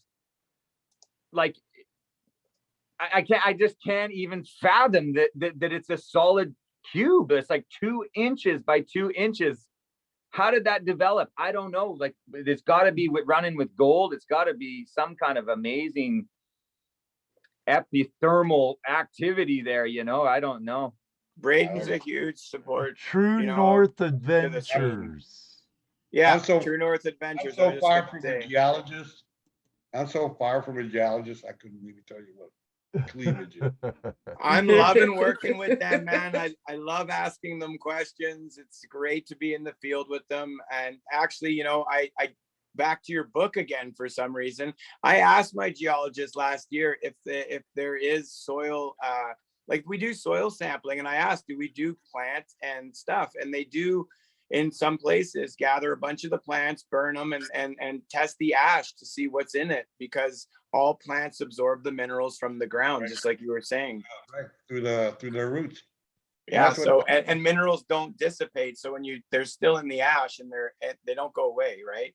Right, and that's what he was talking about too. He'll take a root from a tree that's damaged and do a spectrograph on it and tell you exactly what all is in that root, how much of it, if what he sees in that root is what's causing the problem, and he's able to take care of it. You tell him that your tree's dying, it's poison, it's no good, or here, we can cure it.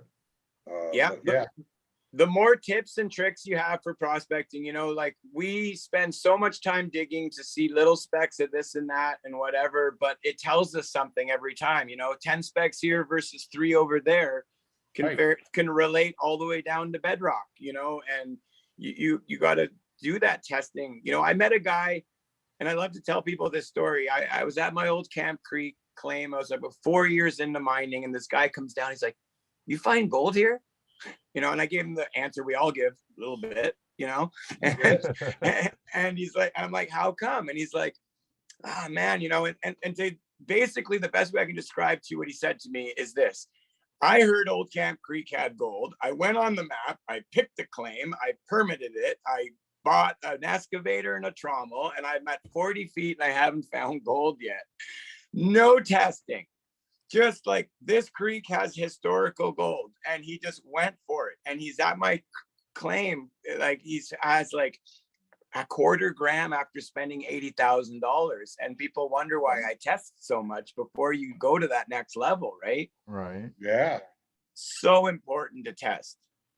Well, that's what we were talking about earlier too, before the show started out. You can take 2 people, one, you can tell him he's going to learn to farm, or one's going to be a farmer, one's going to be a miner, and both of them are ignorant, and both of them are going to go through trials and tribulations before they figure it out, So Yeah. Yeah. So you need them both.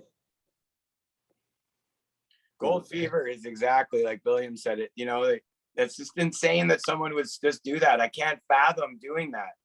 I have a hard time pulling out the high banker if I haven't found anything yet. I'm not even going to dig a hole until I see something in the pan. I'm not even pulling that thing out. You know, like what's the point? So I don't bring anything until we find gravel, Sibo? Like we won't even bring a pan until we know we hit some gravel, and then we go back.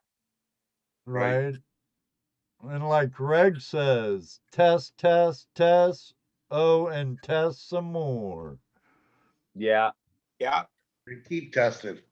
I seen that DHZ says that horsetail equals black sand. I haven't found that necessarily myself, but I not that I was looking for that, but we do find that certain plants, like Sibo was saying earlier, will show an indication of certain mineralization. Right.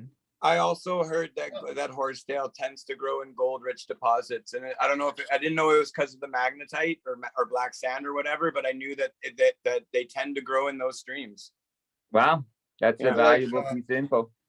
Yeah, like Greenhorn Prospector says, understanding what your tests show is also very important.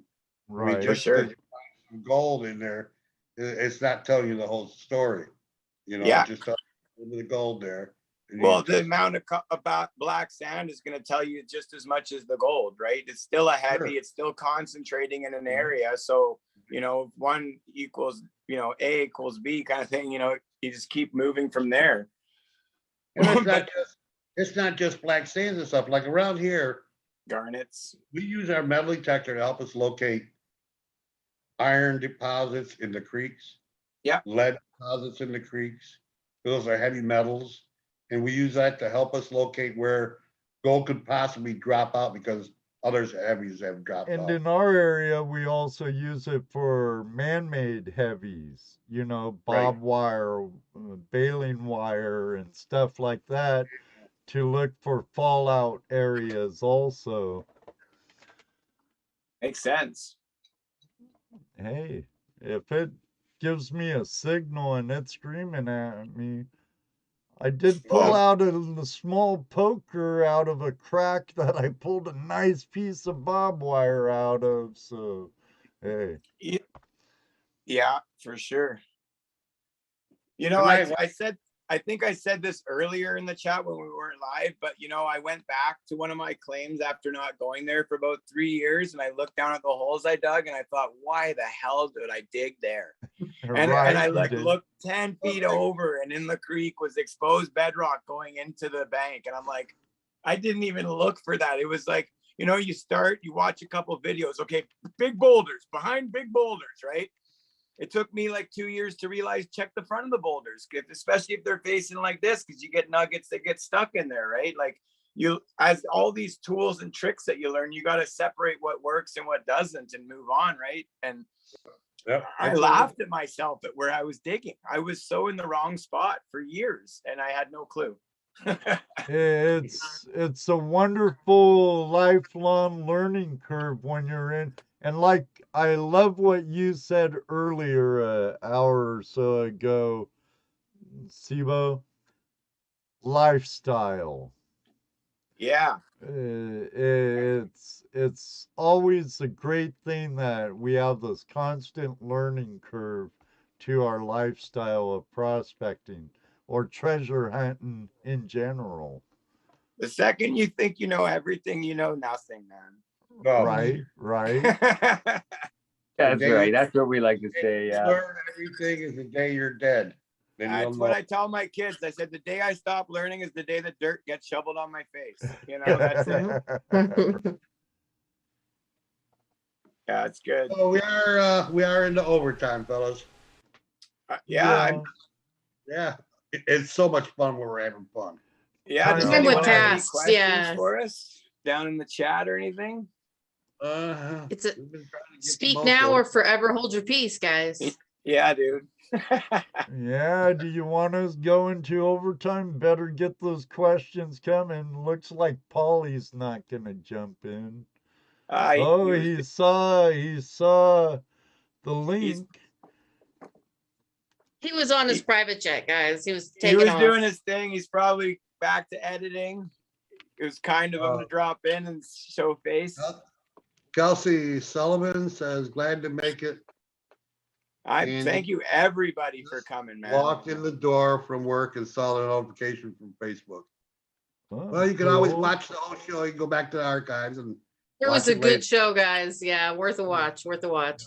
Appreciate you having us. It just Oh, such hey, an it's honor to chat our with you. pleasure. There's It's an honor to us to have guys like you guys on. thanks, man. There's gonna be a lot more of me and Andy coming out. We got some stuff up our sleeves over the next couple of years here, and our goals are high. And although your unlimited money question hinders us from getting exactly what we want done because we don't have unlimited money. Right, But right. we're working hard. We spend, I would generally proc 2 to 4 hours a day talking, permitting, learning, editing, whatever it takes to keep this ball rolling, and We got and five permits going this season. So we're filming every bit of it and Heck yeah. using everything we learned. So yeah, it's some exciting stuff coming. Nice. for real. Nice. And Sebo's side of the Trout Creek, like we knew my side might not be that fantastic. We just wanted something to do, but Sebo's side is the side where the guy was pulling out big chunk gold, and I even had a guy show up on my very last day at Trout Creek who said he was a friend of the guy who was mining there, who since passed away. And he leaned in close to me and he said, I'll tell you a secret. Don always said, whoever mines under the road is going to have a heck of a good day, because that road was the main logging road through there. And Don wanted so bad to get under it, but he couldn't because it was the main logging road. And that is where Sebo's permit is. We complained at first that they decommissioned the bridge. We used to be able to drive no problem onto the site. And one day we show up and the bridge is gone and we're like, but then it's like, wait a sec, this road's decommissioned. And so there's some. It's Virgin Channel, a Virgin Rich Channel. Yeah. Wow. Big Nice. cobbles, huge cobbles. Like some of them are, 8 feet by 8 feet, like really Yeah. big rock there. Wow. Those guys out there called cobbles, stones. yeah. Those are this big. Well, like you've learned, Jesse, it's different wherever you go. Yep. Yeah. Carolinas and Georgia has a lot of mica and stuff, and a lot what's of fun about traveling around. big cobbles out west, and Coleche they're- in the desert. Their gravel is, the size of cars. Our gravel is what you put in a fish tank. Right, Yeah. right. Some of those fine gold streams, man, it's easy digging and it adds up, and the fine gold is always pure. It's always been, all the impurities been beat out of it and you get that pure gold, Right. Well, our gold has been our creek where where our club has a lease. We've we're members of the Buckeye chapter. Been there for what, 20 years or more? The lease has been there for about 20 years. Yeah. Yeah, they're still getting gold out of all the same holes. Everybody goes back to the same spots. We still find gold, and it is fine gold. It's really fine, but hey, There's a picker here and there. I caught 4.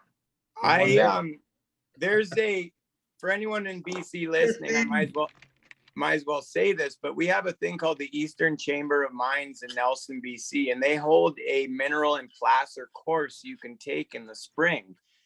And I ended up befriending the instructor, and he is a miner that is in the belief that the future of mining is in between 200 and 400 mesh. And he's mining 200 to 400 mesh. He's got a system. His best discovery was an 8-ounce pocket of 250 mesh platinum. Ooh. Wow.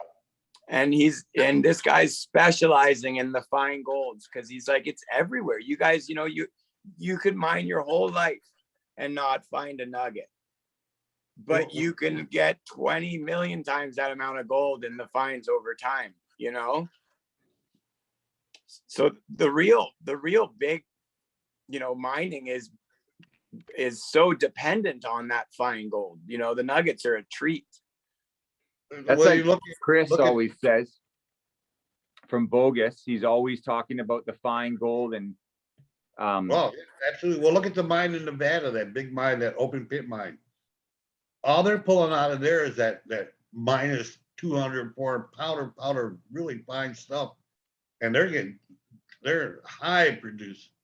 It's like what some of the biggest gold mines in the world are running at like 1 gram per ton or whatever. It's Right. just, if it's a huge porphyry body and it's like the whole mountain, let's go, right? Like, Well, they're digging out in the desert, you know, digging up Yeah. sand. and like Rose was saying earlier, all the accessory metals, copper, silver, whatever else, Absolutely. moly or whatever else comes with it. Yep. we were told in our area there was one CEO that owned the biggest hard rock deposit around here. I had to contact him because I was putting a placer permit on his mineral claim, and he was really excited that I was placer mining on his mineral claim, and he said that they did a parts per million test for gold on the entire mountainside of this like 18-kilometer mountain range.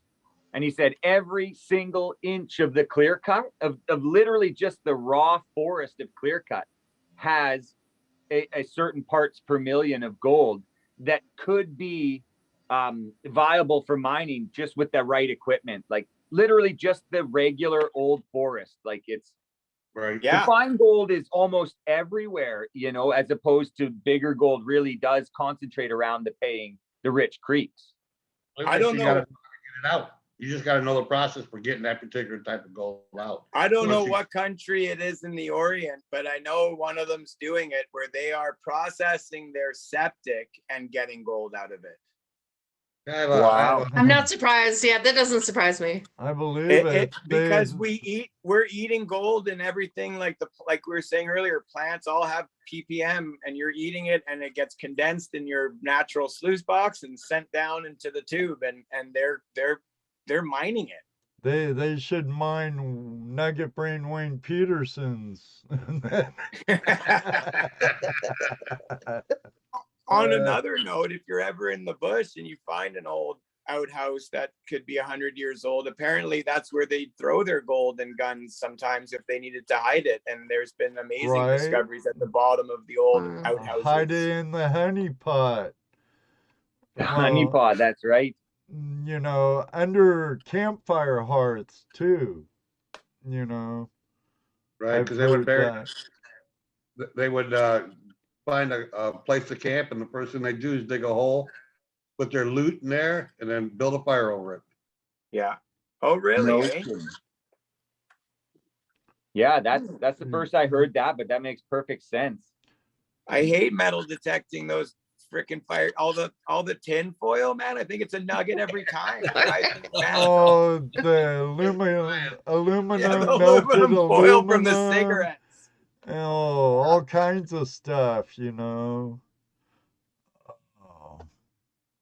At least you Yeah. don't So have on that gold in the sewage, engineers have analyzed the contents of sewage sludge to discover that in a city of a million people, there is as much as $13 million worth of valuable metals, including gold and silver. So it's Yep. not just, there's other metals in there too. I imagine. Yeah.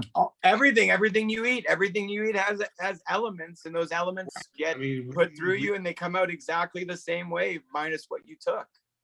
And we are made of these elements also. Exactly.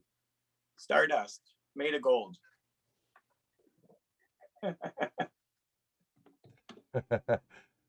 full of gold, I guess. Well, they're taking all that sludge. Check this out. They're taking all that sludge that's got $13 million worth of gold in it, and they're throwing it back out on the fields. Okay, So it's Ellsworth. Oh, Our friend Ellsworth Carls asked us a couple of times. I know you showed yours already, Andy. What was the biggest gold nugget you guys found?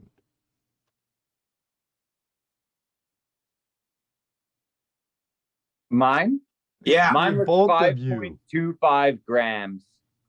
5.25 grams.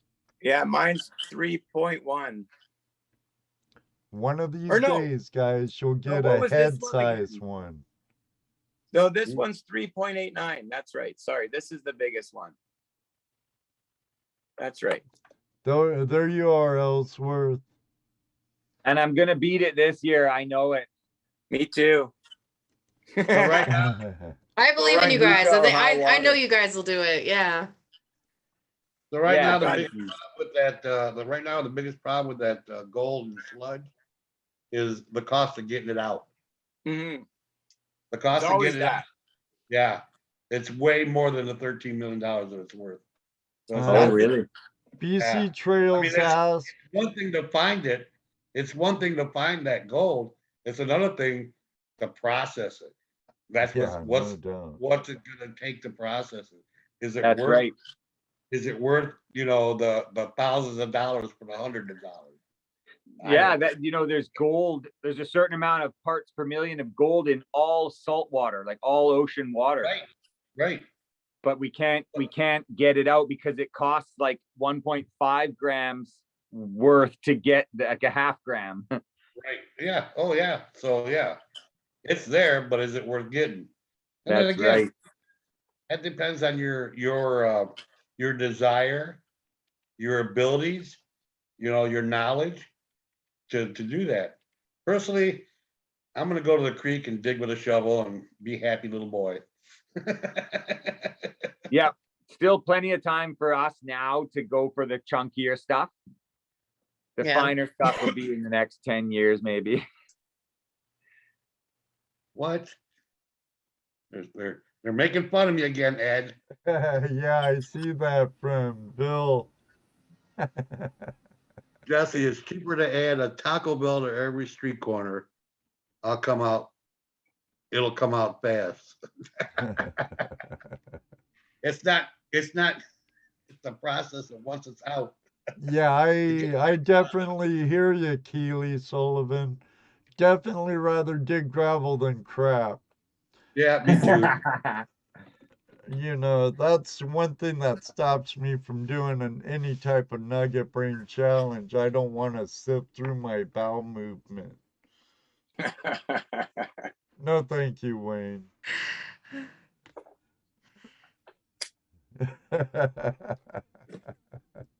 Well, Hey, Greenhorn, I didn't know. A poop sluice.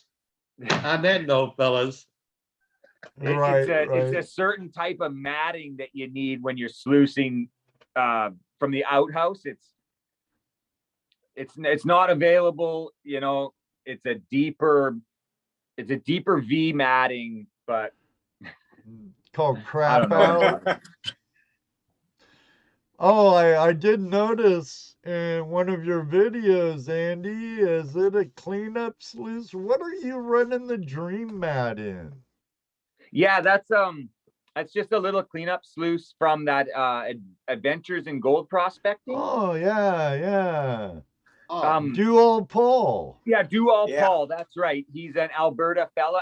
He just made such sexy looking gear. I was like, that's what I want right there. I love that it's got that like enameled finish on it. it's powder coating. Powder coating. Yeah, it's really like, But and it's like a hammered metal look. It's just Right. gorgeous, and it doesn't rust or anything. What's But really I cool. wasn't big on like Dream Mat, but I do like the micro Dream Mat. I really like how the micro stuff works. You really see, like, you can really just watch it draw in the gold. The bigger Well, Dream Mat, I'm still not fully sold on, but You'll like it. I've You'll like I've used some of those mattings in cleanup situations, and they seem to work really good. I've never used them in an actual like production situation. Okay, here's I've what al- I tell Here's what I tell people. First of all, don't be afraid to buy it, because if you don't like it, you can always send it back. You'll send your money back. If you don't, really, 100% refund. 100%. Even if you don't like the way it smells. Yep, that's the You'll send only it back. reason why he ever had to refund one, believe it or not, because the mat smelled So, funny. so let I me used to, ask you something. Do you have buckets of dirt that you run through and just sitting there, not really wanting to get rid of them yet? I do, not, yeah. not anymore. Get yourself a strip of the big cell, the regular green mat, the stuff that you're really afraid of, right? Get yourself a piece of that, a 10 or 12 or even an 8-inch by 36, whatever size solution you might have. Get that mat, put it in your box, and run all that material that you know has no gold in it. You know has no gold in it. Run it through that sluice, and then send me all the gold that you find. Okay. There's a It's that challenge good, for hey? you, Andy. Yes, sir. Well, That's- I was real Yeah, skeptical. I've been a miner's moss kind of riffle kind of guy the whole time, and I've stuck to that. Understand. I understand. I was in your boat right there, Sebastien. I was miner's moss and expanded metal. That was my go-to. Jesse, I tried DreamMat via Jesse. I love it. Now it's in every piece of equipment I own. Nice. I was one of the beta testers for the mats. The So- only reason I haven't switched or spent the money to do so is that I test my tailings all the time. I've learned to run my machine really well, and I'm not getting any loss. So because I'm not getting any loss, it doesn't make me eager to change anything. Okay, I understand. here's my favorite plus. What's your clean out time? Yes, okay, that I was gonna say. Okay, that I 100% agree, and that's what scared me at the same time. It was like, look how there's like nothing in here, right? And there was all the gold was held, and like I said, I used them in a cleanup situation, and I was very happy. I was like half the tailings and all the gold. I just have never personally run them in a production situation, so I can't say any. You got a Right. high bank? Yeah, I You got got two. Yeah, what size? I've got the Keen 3-inch combo, dredge combo with the 12-inch sluice, which I put also matting and expanded in the hopper, which I get all my fine gold up in there, and I love that. And then I've got it. Just take everything out and throw in a dredge mat and run that. I'll try it out. I mean, I work in conjunction with Fred's gold panning, so I'm sure he'd give me one to try out anytime. I build high bankers for him. Talk to Paul over at Do All Paul also. He can hook you up, and Paul's a great guy. So Yeah, I've heard. I have this cleanup sluice too, and I've been working with Paul for quite a while too when he first started doing this.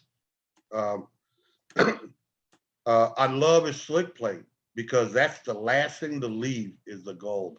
Everything else takes off, but the gold, it sits there for a second, lets you look at it, then it goes down to the cup. And it's so cool to watch. Yeah. That's so true. I was actually just reading a Yukon kind of a scientific study they did on sluice boxes, and they're just talking about how important it is to have a slick plate before you get to your riffles and your expanded metal, because the slick plate is crucial for the initial spread and singulation of the medium, across the board there. 100%. Paul Jarvis, Duo Paul will tell you the same thing, slick plate's very important. I have one of my videos, I'm doing my cleanup in Do All Paul's thing, and you can see how as I spoon in the black sand, it's gone right away, but the gold goes along the Gold slick plate. and the black sands. The black sands hang up too. That's what's cool. Yeah, You watch exactly. Like the they grays are take- shooting off, but the black is slower, but then the gold drags by even slower. And it's nice to see that sorting action live like that. Look at, I have a video out called Up Against the Wall on my YouTube channel. Watch that video. You'll see gold up on a 90-degree back wall, sitting in the cups on that green mat, because my green mat goes up the back wall in this little cleanup sluice. And I'm just powering through there. When I get done, I show you a picture inside the box, up on that wall, and there's Oh yeah, nuggets it's holding it all the way up the wall. all the way up that wall. It just hits that wall, it hits those cups, and it stays. It don't go anywhere. Just doesn't move, hey? Doesn't move. It'll sit there the whole time. I love that. The first time I saw that, I'm going, holy crap, because the sluice box was too small for the mat. So instead of cutting the mat, I just slid it all the way up to the top, and let the water, hit the back of that. I said, that's not it. Where's it gonna go? Down the mat, right? But the And gold that's stayed up there on That's top. true, Greg. Me miner. If you have diamonds in your area, you could put lard on a slick plate towards the tail end, and your diamonds will stick to it. Oh wow. Wow. Then you Imagine if like I'm squeegee out the lard and you boil it in water in like a kitchen sifter It and separates. separate to the get all diamonds from the lard. I'm gonna have to get Paul to build one with the slick plate on the end for that. Yeah. Speaking of diamonds, you guys have heard the whole story of Fibke and the kimberlites. So I live in Kelowna, and that's where this prospector is from Kelowna area. And I actually know some people that actually were approached by him back in the day when he was trying to rustle up funding for this crazy idea of his that there was gold in the kimberlites in Canada. And Oh, everyone yeah. told him he was nuts. Well, he's a multimillionaire now. And I went to a gold shop actually when I got this nugget put on, and he goes, oh no way, Fibke's doing the same thing for his girlfriend. And he came out and he showed me this like 2-ounce nugget he was putting on a pendant, and I'm like, oh my god. And then he goes, oh yeah.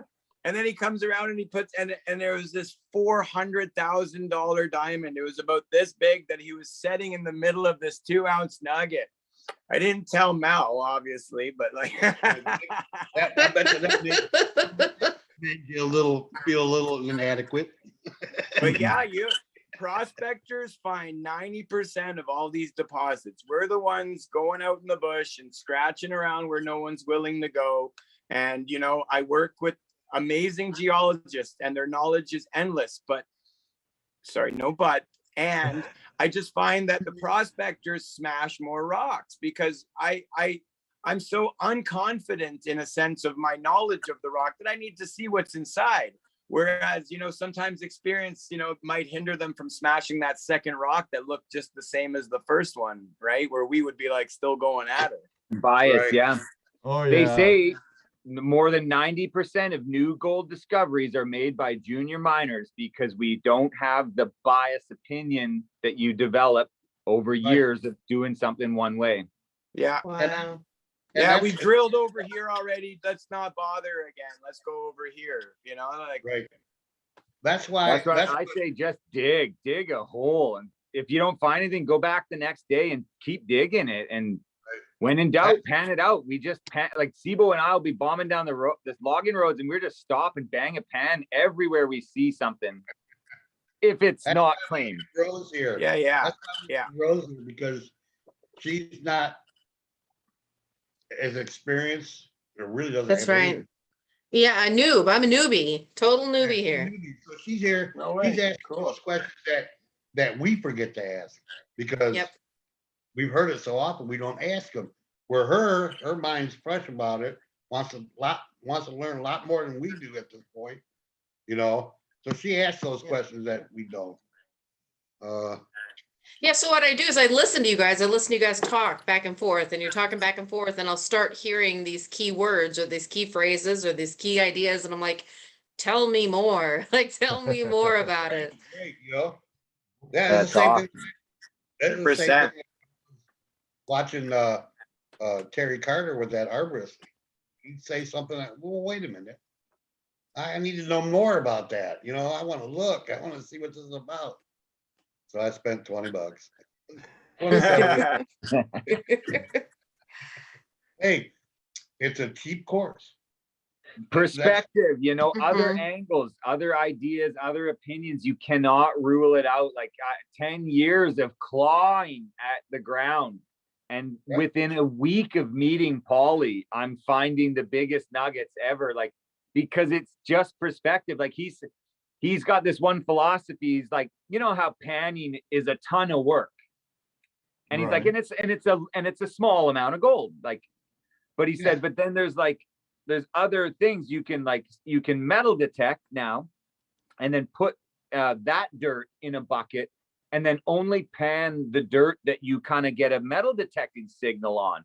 Now you're Right. doing a lot less work, and you're getting a little bit more gold. But then he says, then there's sniping, which is like you move no dirt, and you find a ton of gold, and like was just neat to have these other philosophies, you know, these other ideas. And that's one of the reasons we like to travel around too, because we know how we prospect for gold, how we process our gold here. We know how to do that. We're all pretty proficient at it. You dig a hole, throw the sluice box, pan it out, right?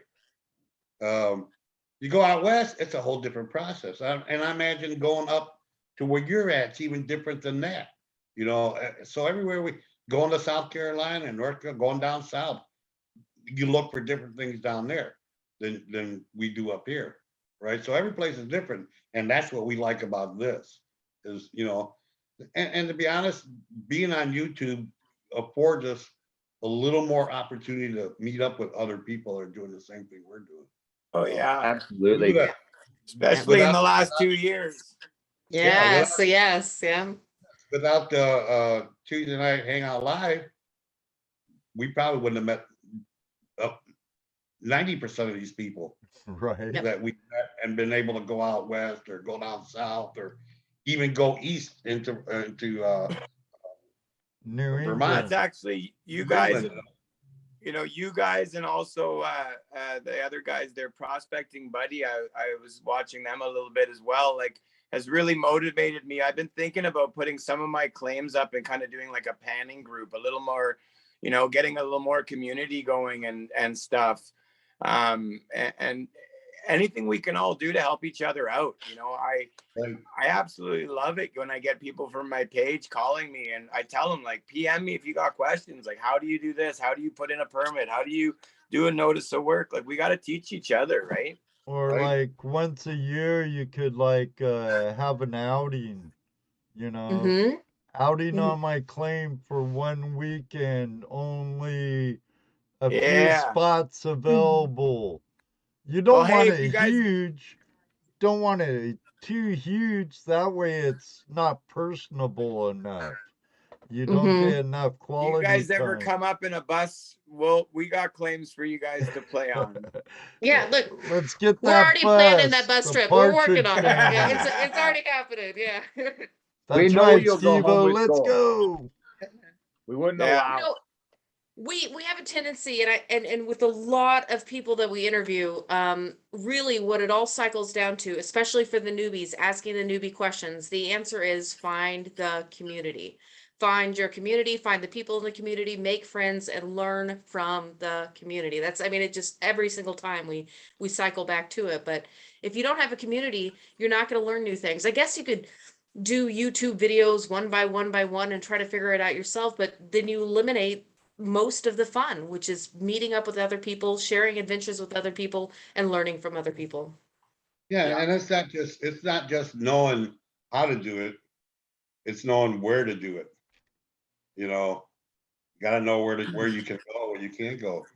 Yeah, Yep. that's why miners are, I mean, they're architects, they're lawyers, miners, they're researchers, they're alchemists, you know, they're all these different things that it takes to be a prospector.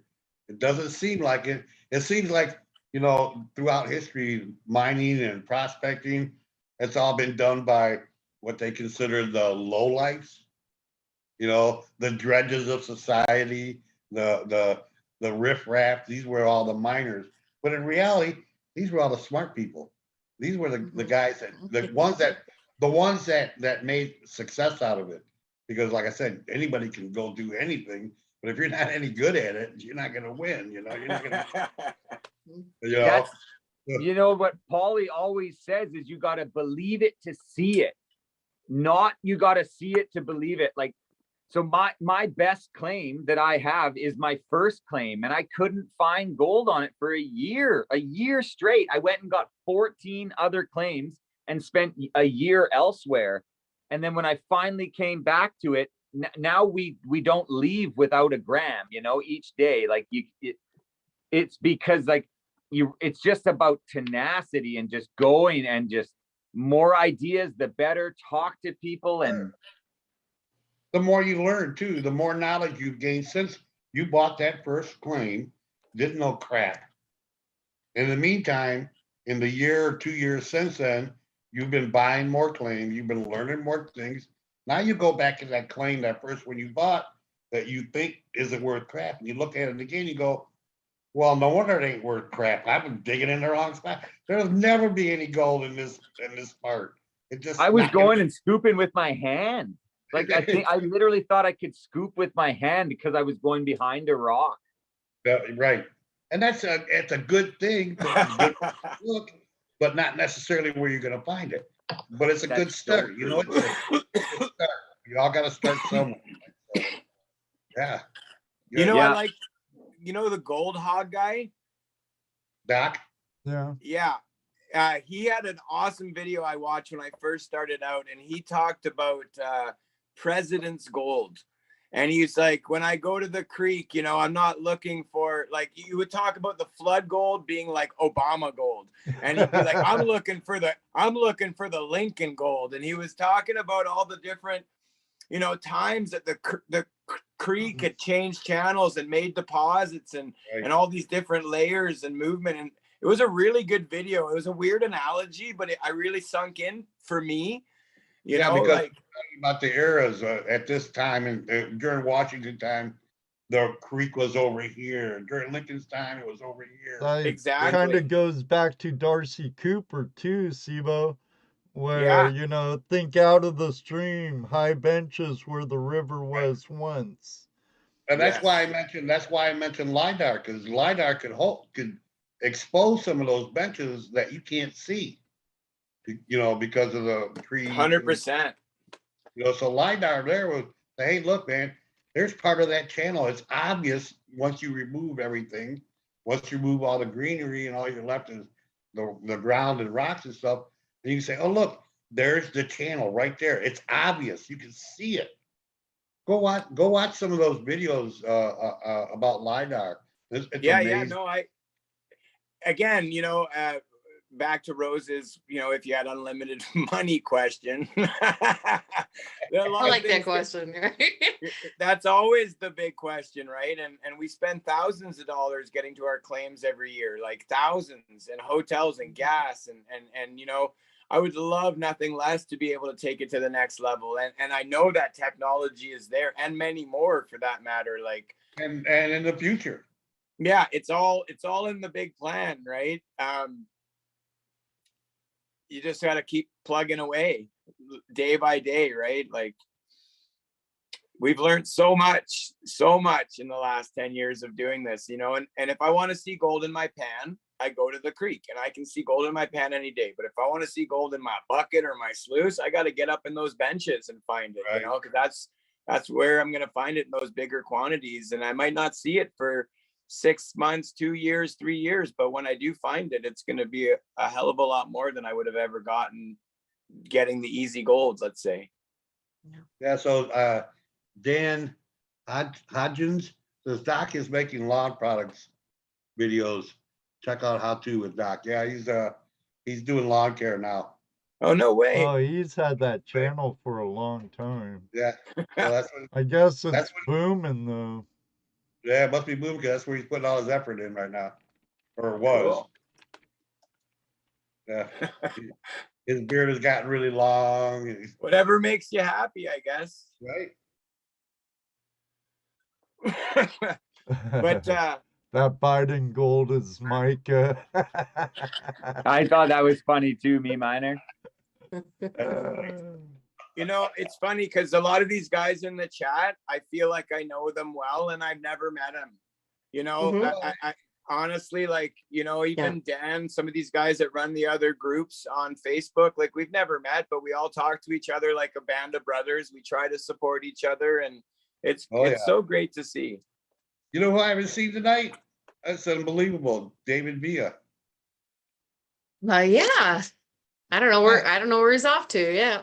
Had some messages. Hey, where the hell were you tonight?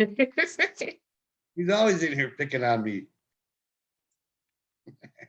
We have a tendency, the Vixens have a tendency to talk about how mind blown we are that we have met such amazing people off of YouTube. Like, who would have ever thought that you would start a hobby, you would start a passion, and then you'd get on YouTube to follow that passion and meet other people who feel that way, and then eventually get the courage up to meet these people face to face and take the risk and make sure they are the people who they say they are. And 90% of the time, they are these genuine people who you met off of YouTube. Like, why did this happen? It's just, it blows my mind. It blows my mind.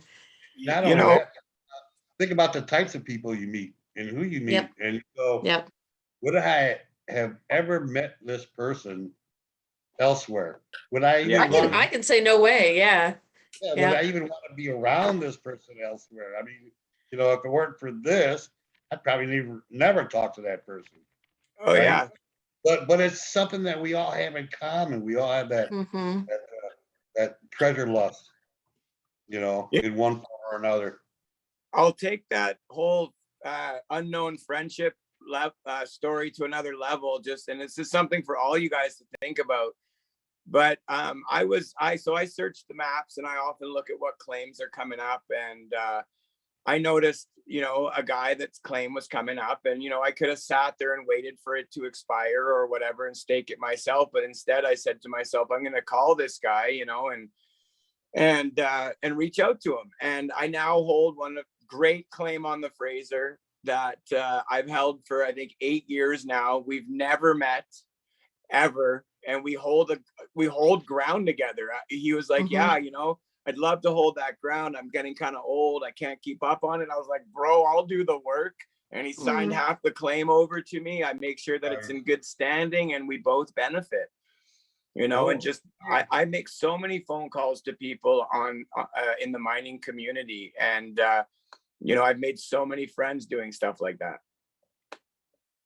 California Motherlode is in the house. Nice. Really glad you showed up, man. Hope you're doing great. Yep. Yeah, doing great. Hope you're doing good, Terry. We miss you. Gary, woo! It's good to see you, brother. And we might have a special guest if his phone charges quickly. He's home now. Excuses. Oh my gosh. And Dano, if you need to hit the hay, I totally understand, dude.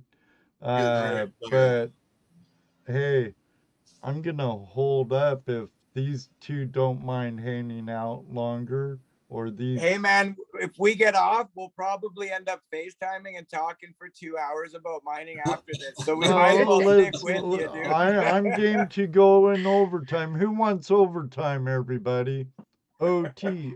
Sorry. OT. I had 21 hours by the time I come home Monday. No, I understand. Dano, You've been plowing a lot.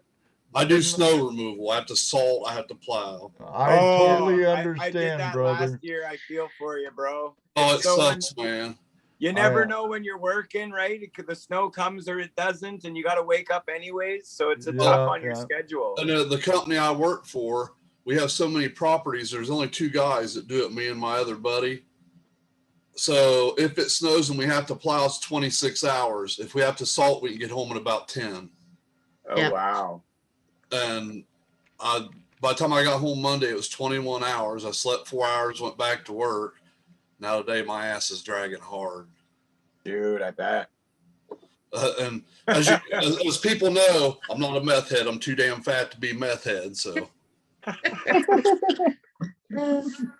Rest easy, Dano. I hope you catch back up on some sleep. Yeah, get some rest. if Totally you need it, understand. Thank you for hanging out this long, brother. Oh yeah, And- always enjoy it. Always enjoy everybody we meet on here. And the If I gotta stay secret here, you gotta guest, I'm not I'm telling in, you who I'm it in. is. I'm gonna pop out and he's popping in. I love your last Actually, video, new Dan. people in the chat. Dano there. I Later, really Dan. enjoyed that. It was just such a wholesome look at just a great Californian camping mining trip. That was a blast. Tim's Nugget Hunt. You guys need to make it to that if you can ever get back across the border. That's And your a mini lot Winnie? of great people. A lot of great people there, man. Yeah, yeah. I gotta get a pardon for childhood stupidity purposes, but one day maybe. Let's do that. Let's do that to a lot of you guys. I Paul can has- get there in 2 days. That's I think maybe even 1 if I'm driving. I was 2 days on a motorbike, so It's beautiful. You know, it's weird, and I don't want to get into politics, but technically you can get a pardon in Canada and they won't recognize it at the border. You actually still have to call and get a temporary pass. Really? Yeah. I could be totally pardoned 100% on this end, and I still have to get a pass from your guys' end. I looked into it. Paul has that same problem too. That's ridiculous. That's Well, ridiculous. we'll Anyway, have guys, to make a I'm trip out. over there. Take Good care, y'all night, have a good Dano. night. It's nice seeing you. Nice talking. Later, man. Take care. Time for that bedtime. See you later, brother. Bye. take care, man. And we're in overtime, everybody. So as long as Honest my is the way that he producer don't drives. step on the floor and yell at me, we're fine.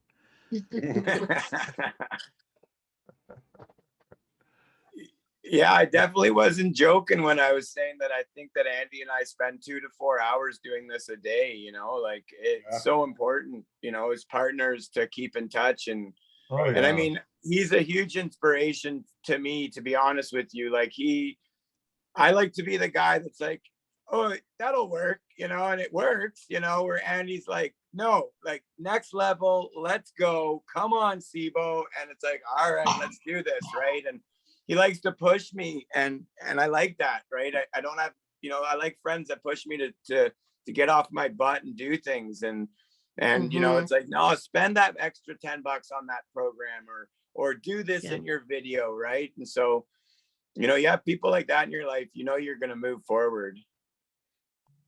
Although he's not listening at all, but that's great. I was paying attention. I thank you, man. We do push each other. It's neat. Sebo and I both bring something different to the table, and he's we both just have our different angle, and yet working together, we manage these 2 different tasks just like seamlessly, and it's amazing to trust. I'd leave him with my sluice box to do the clean out, and I would know that there wasn't a milligram shy, like it, and that's everything, right? Yeah. Same here, man. Same here. Andy, I see a comment to Jerry in the room. I'll tell you this. The Sons of the Motherlode, Jerry, Top Cat, Mine in Hawaiian, Bedrock Bennett, Yes. River Chef Barry, on and on, Tim, Blue Lead, great people, Otis Ferris, Gino from Reno. We had the privilege of meeting all these people, and it was like I knew them. They were great, respectful people. I'll tell you this right off the bat, though.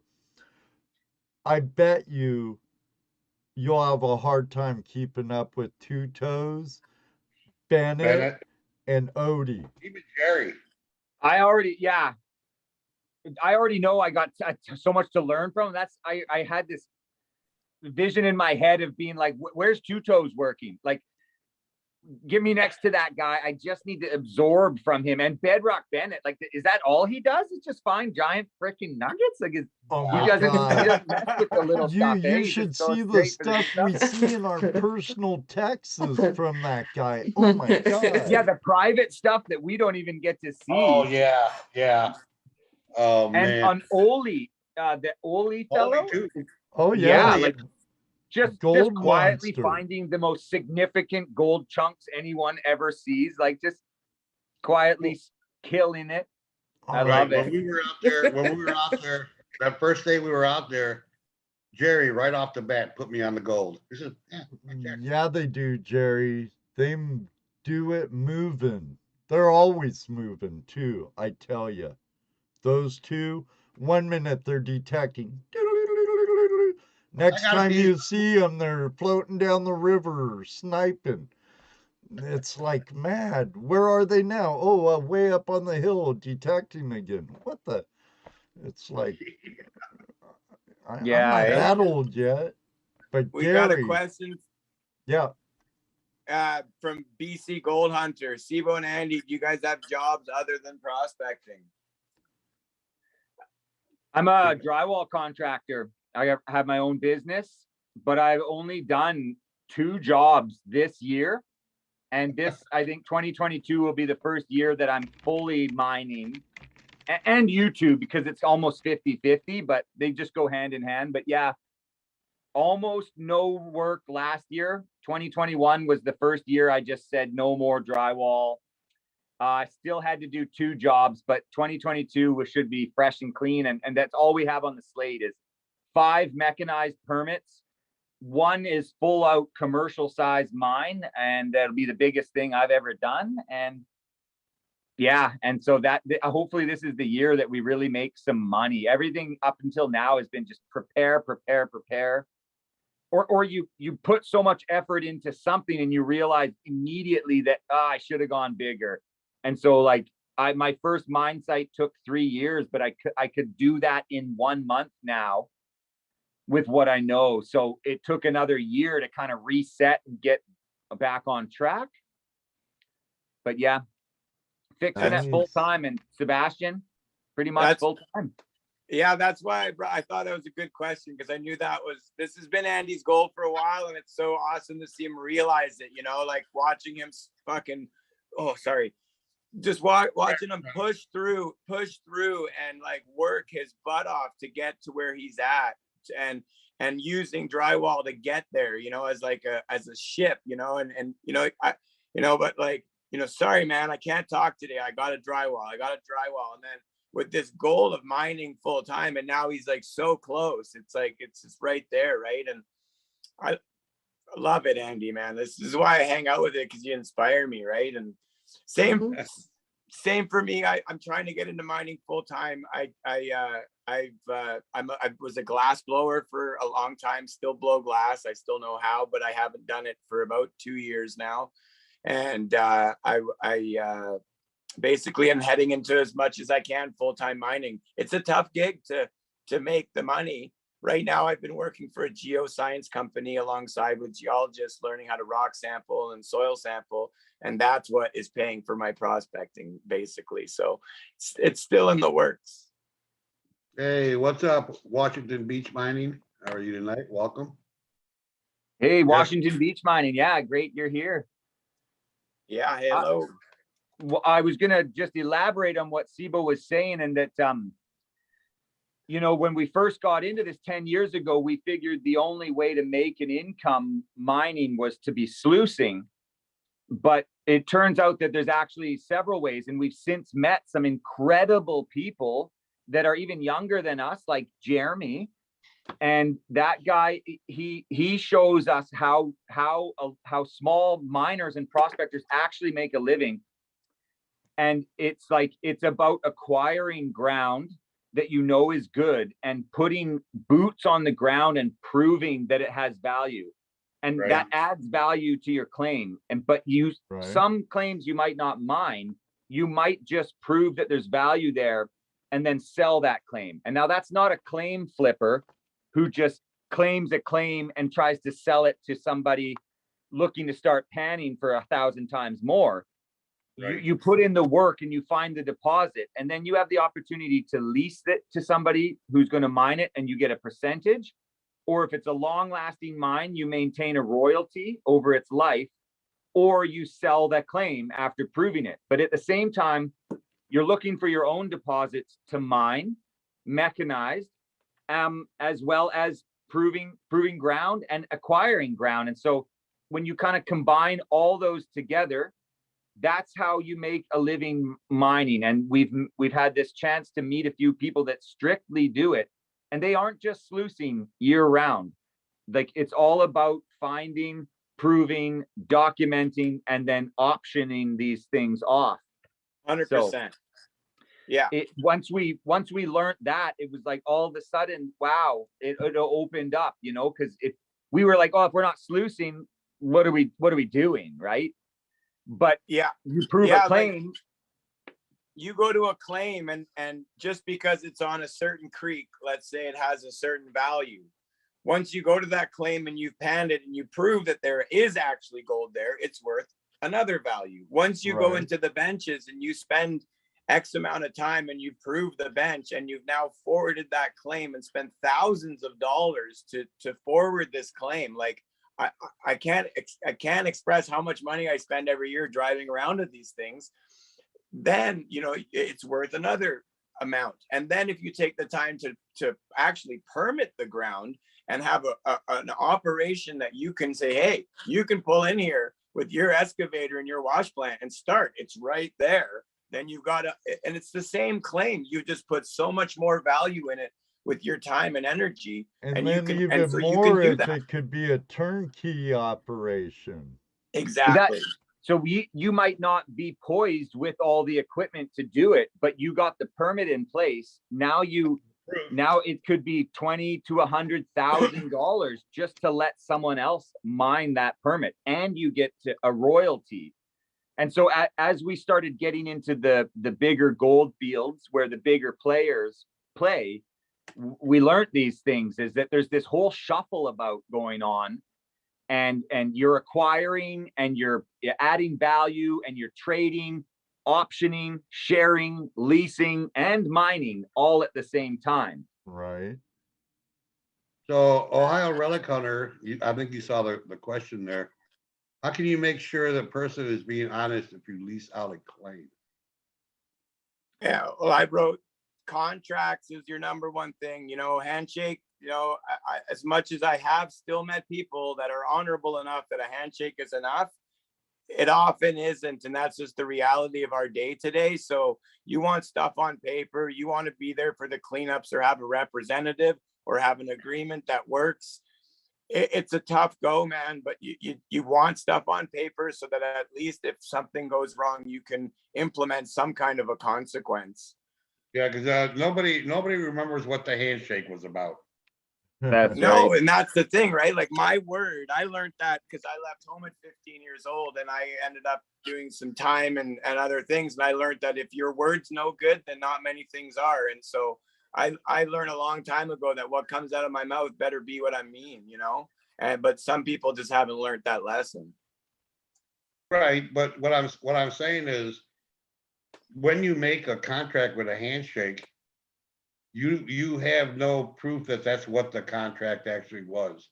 That's why- Absolutely. Where why- I was saying that there was a point in history where that meant something.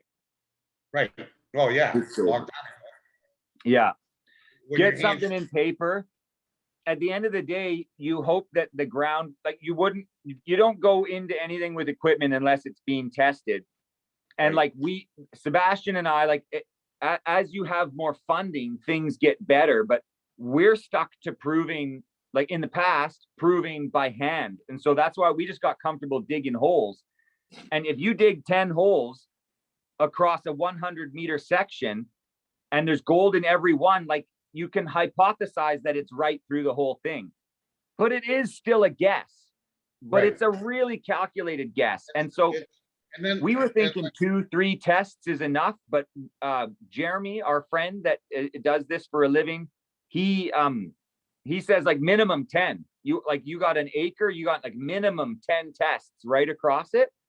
And if they show value, for the most part, you can start to bank on that, right? Yeah. But So it'll many always man be has a gamble. gone broke finding one random little pocket of gold or nugget and thinking they Right. hit the mother lode. right, more have gone broke that way than have actually become successful.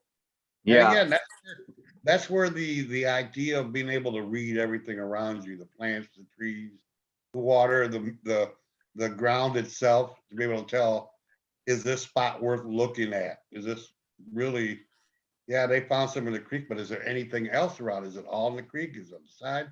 That's where these other sciences help, learning about trees, learning about plants, learning about farming. It's all, Yeah. Go ahead.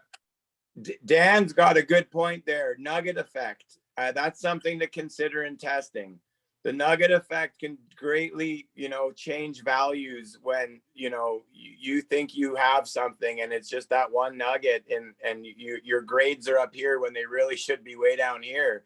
You don't realize that till you're 4,000 yards in, you're going to be pretty broke. Right. You have to go in with the idea you're looking for the smallest stuff. Anything big is bonus. Otherwise you're wasting a lot of time just trying to find the big, if you're going in with just a metal detector looking for nuggets, that's one thing. If you're going in to do a full day's work with a sluice, that's another.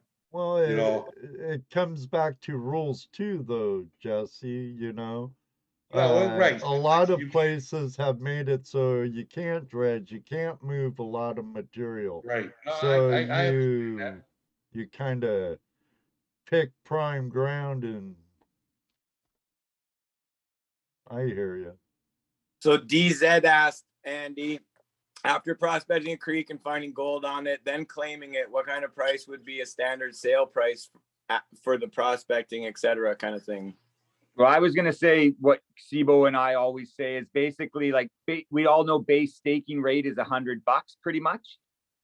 And that could have nothing on it. But the second you find any form of color, we say it's $500 right there.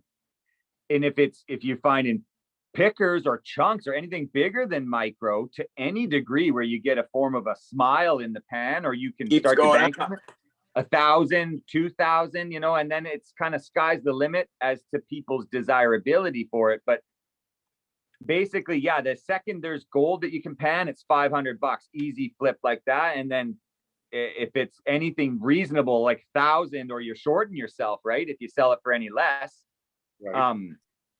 if So you what- get your, like, I'll drop $5,000 on a claim that you can go sniping on, like in a heartbeat, because I would rather spend $5,000 on a well-known claim, even if it's been worked to beat heck. I'd rather spend that $5,000 on it than 100 claims for $100 that I got to go out to. But that being said, you just do what you can. But yeah, that essentially, like, if you get any gold, it's $1,000. So would you value your claim more at a higher value if the gold was more untraveled? In other words, it hadn't moved much at all. It was more rough, as opposed to something that's moved 100 miles down a creek off flat and smashed. Because you're looking at different types of gold at that point. For me, like, first of all, gold like that's come out of the hard rock that still has a lot of, like, I really wish I could show you a better picture of some of these from McCullough Creek, because they came out like the hard rock mines are right above, and you're getting gold with little fingers and stuff and amazing things. So your nuggets are going to be worth more because they're so unique. Crystalline. Yeah. Crystalline nuggets, little, like, I got one, I wish I could show you. It looks like a Playboy bunny. It's so weird, but I don't think you guys could see it. And you get all these kind of, so that's definitely going to increase the value of I would assume. But I mean, really, it's about gold values, right? It's about weight value. Yeah, really, that's right. Kind of because price per yard. people out there that look at gold and they say, I like this one better, and I would probably pay more for it because it's a specimen looking piece. Maybe it has a little bit 100%. Oh, more, yeah. you know, and it still weighs the same as another piece that's traveled down the river for miles and miles. Right. And they both weigh the same, but some people will value that. That's right. There's like an It's hard to artistic see the or a Playboy bunny. Right. I collectible love value. it. Oh. Oh, no. Somebody would buy that just because it looked like a Playboy bunny. Yeah. When I Totally. found this with Andy, no joke, I thought it was a 22 round. It was in a little pocket there, and it looks so much just like the top of a 22 perfectly there. What does that one weigh? That's 3.3 grams or something, eh? Yeah, 3.1. 3.1. Oh, So there's here's the the Basically a gold musket. Oh, nice. Yeah. Look at that. It's like the middle finger. Yeah, the dirty bird. That's Yeah. awesome. That's great. But you know, really, I don't, to answer that question a little deeper, I'm not one to go, most of the claims that we're staking, we know there's gold on it. You know what, we want to go prove something that people don't know. We want to dig in the benches and take it to the next level. I for sure have never sold a claim and without going there multiple times and spending hundreds, if not thousands of dollars to assess what's there. And, you know, I hold most of the ground I've staked still because I'm just still convinced there's something bigger that I haven't found. So, you know, I want to answer BC Trails question. He said, "What's a gold member looking nugget worth?" About twice its weight in gold, dude. most nuggets are worth about twice their weight in gold, and then they can go even higher depending on all the weirdness, right? Yeah, they say up to 5 or Mhm. more times, depending on how, rare it really is, right? Big That's- gold Yeah. is rare. That's what my horny nugget sold for, double its weight. Nice. That's fantastic. Yeah. So I'd have to say this is one of my most favorite questions of all times, or requests, if you will. But one more pan said, okay, since we're in overtime, I want to see your guys's gold happy dances. Who's first? I don't know if I have. I just usually just freak right out and start sweating and like start losing my shit. I don't really. I just I'm go like this. as loud as I can, and then I Like- regret it instantly like because this. everyone starts coming my way. Yeah, totally. My gold nugget dance. Although that one video, at one time at the Leech, I was trying to imitate my son. There was this dance that my son did all the time, and I found this gold and I tried to do it. It's that thing where the guy do the thing with The arms that go flossing, like yeah. this. Flossing. I could never do that. I do try to jump and click my heels together. It's just hard. That's It's hard hard. to do. Yeah, It's an easy thing to do. It looks easy, but it ain't. I've tried it. that's right. There's AU guys. Oh yeah. Charlie. Hey, you guys. That's right, Otis. If I find me that big old nugget, you won't see me. You'll see me scooting out. Benzo Gold. Good to see ya. What's up, Benzo? Good to see you, Benzo bro. Yeah, Benzos. we're into overtime. Kind of Just a little bit. Waiting on somebody, but Okay, well, Ed, did you get that email I forwarded to you? oh, I never looked. Did you Testing, tell me to feedback. look? No. I forwarded you an email from that dude that for you to get a hold of him so we can get him on here. Okay. Dan, I wish I had that problem. I would, and I do always bring our concentrates down to specific mesh sizes just because I find that that's the best way to get all the gold to begin with. That's actually a good topic and off a little bit of what he said, but the answer is I haven't run into that problem yet, but yes, I do mesh down we do mesh down our sizes. And, you know, we always talk about how gold is the heaviest thing in your pan, right? You know, and it is on a comparable size basis. If you have a speck of black sand, the exact same size as gold, yes, then that relative gravity works. But if you've got black sand 4 times the size of the gold, I don't care how good of a panner you are, you're pulling that gold down with every time, right? So I find the only way to get 100% is to run everything at their own individual mesh size. It's a lot of work, but it works. Oh yeah. The better you classify, the more cleanup you'll get. The better your cleanup will be. The more you'll extract from that. My pun says classification is the key to fine gold recovery. He is bang on with that, Makes and sense, we know he does you a good know. job. Makes sense. Well, And I Washington think Beach Mining knows about black sand. That is for sure. Oh yeah, The he's nugget out effect, there you got to on- be careful in drilling for that. When you're drilling placer, and the nugget effect is something that can hugely affect your results. That's Sorry, right. I was telling someone the other day that like you can do 10 buckets worth of gravel where we are and not get a thing.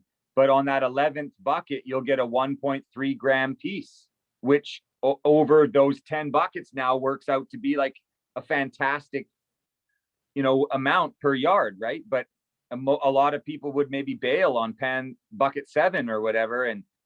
But it can also skew you the other way. You think you're on some really rich ground, but then the bigger pieces can be kind of few and far between. McCullough Creek is just like that, man. You can just be all day nothing, and then boom, you're like, damn, and it's because it's coarse gold. There's no fine gold in that creek. Like, you just don't find it. It's all chunky. Even the micros, if you look under microscope, they are fully chunky pieces of gold because they come down from the old bull and all that on the top of the hill. I actually, again, there's what we were talking about earlier too. You gotta know your area. A person coming into an area like what you were talking about, where all they have is chunky, they're gonna come in and think, wow, there's hardly any gold here, but this one chunky piece. And there could be a whole bunch more there, or no more. Well, what did they say?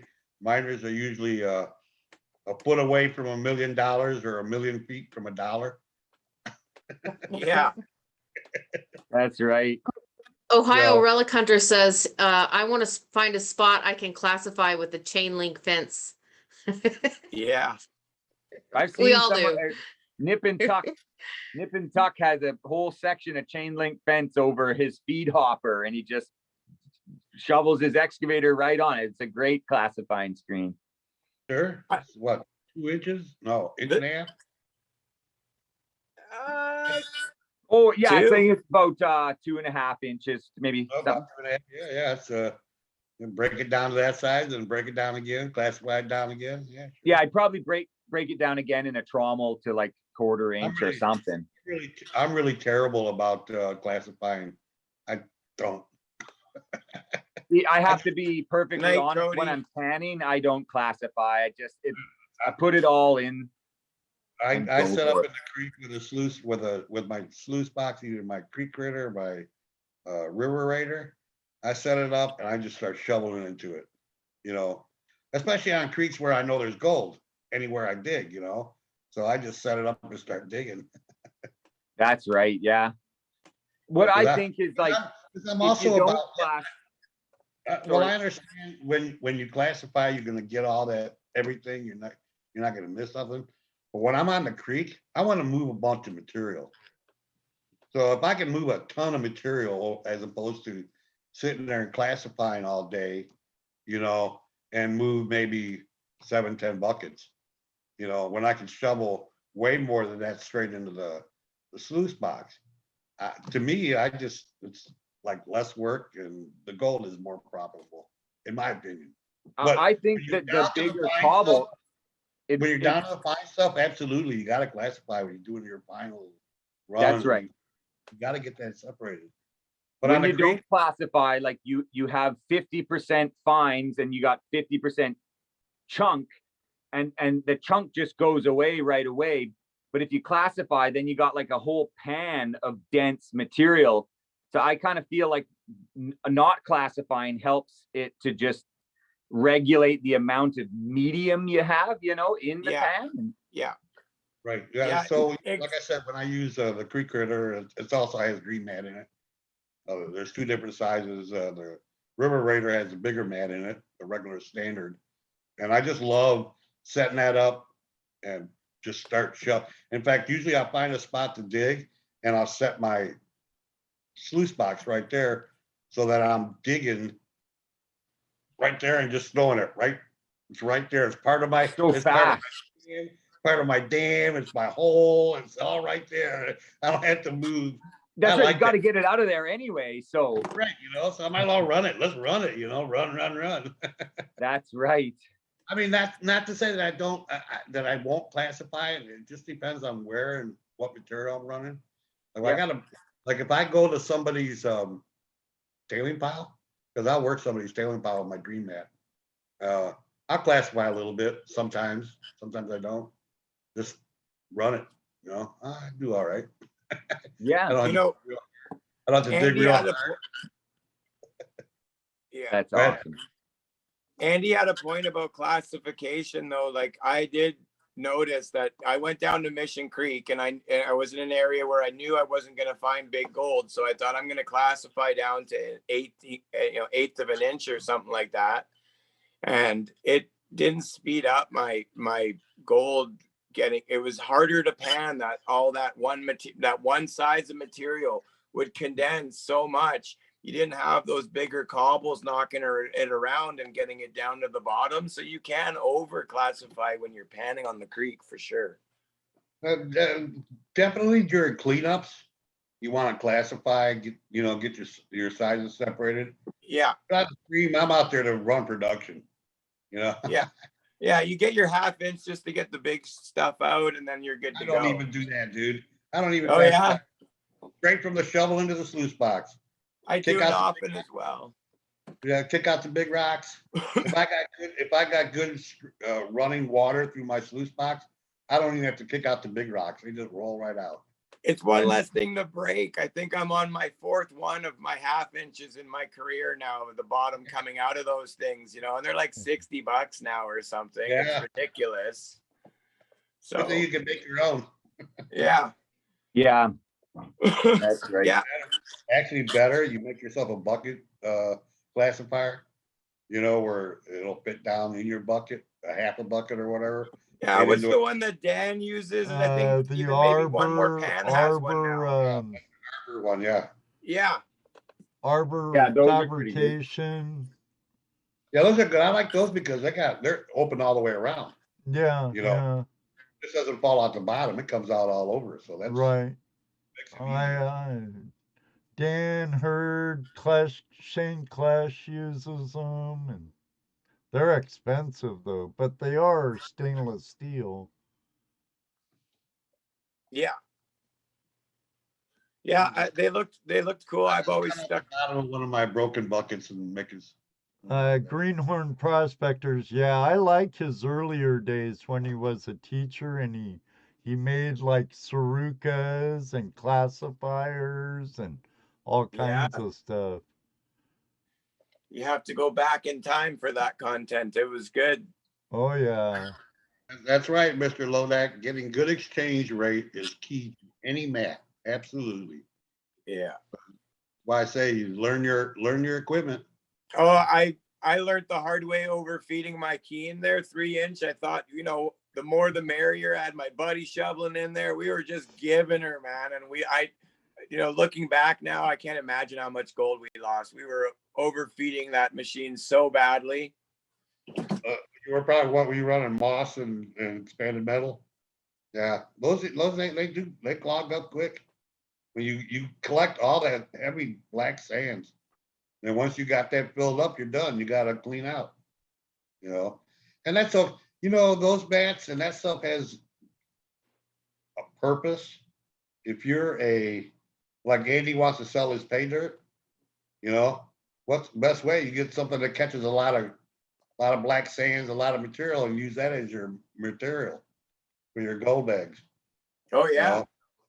But if you're just looking for the gold, you want something that's going to get rid of all that excess stuff, so you don't have to spend hours painting, days cleaning up. You know, I've that's always why been curious that's about why I those like the green eggs, magnetism. because it's so easy to clean. Yeah, yeah. I've always been curious about those magnet separators that some people have on top, you know, and have you guys ever used any of that? No, Andy? Not on the river. I thought about getting the magnet one before when they add them, but Nice. I put a magnet to all my stuff when I have it in my shed doing my cleanup. Um, if it's a lot of magnetite and stuff, I use like the spin it off. If it's not a lot, I use the magic bit.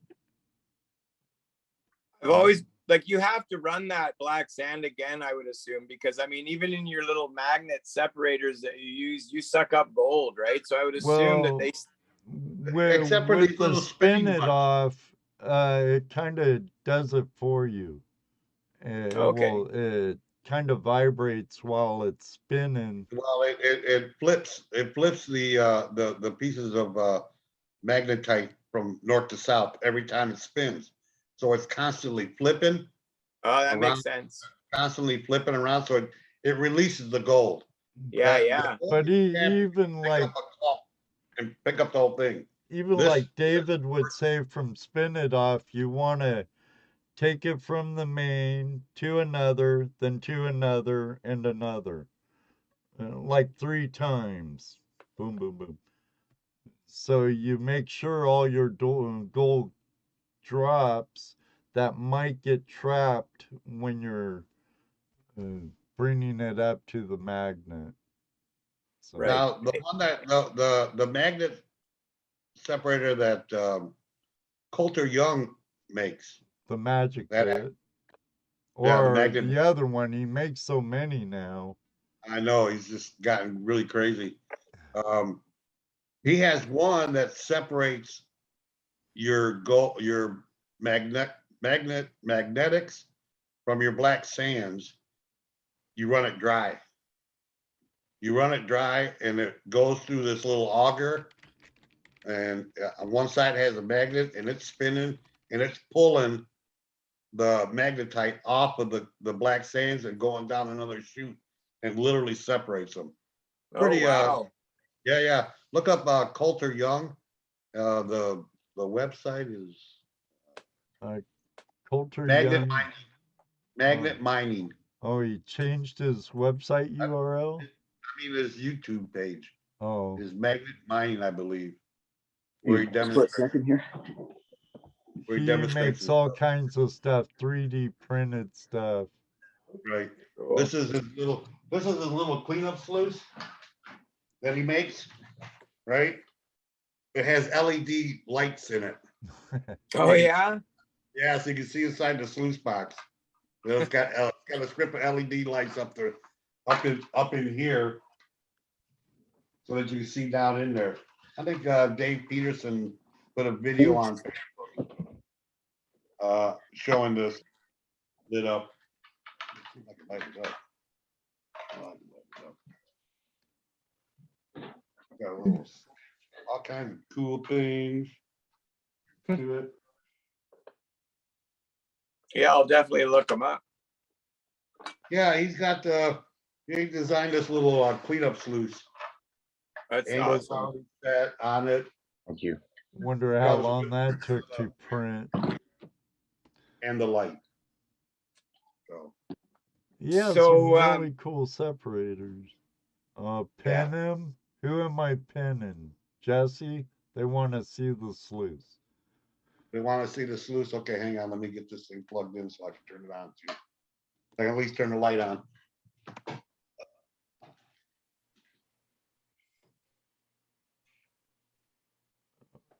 Derek says, sweet gold chair. Andy, let's see more.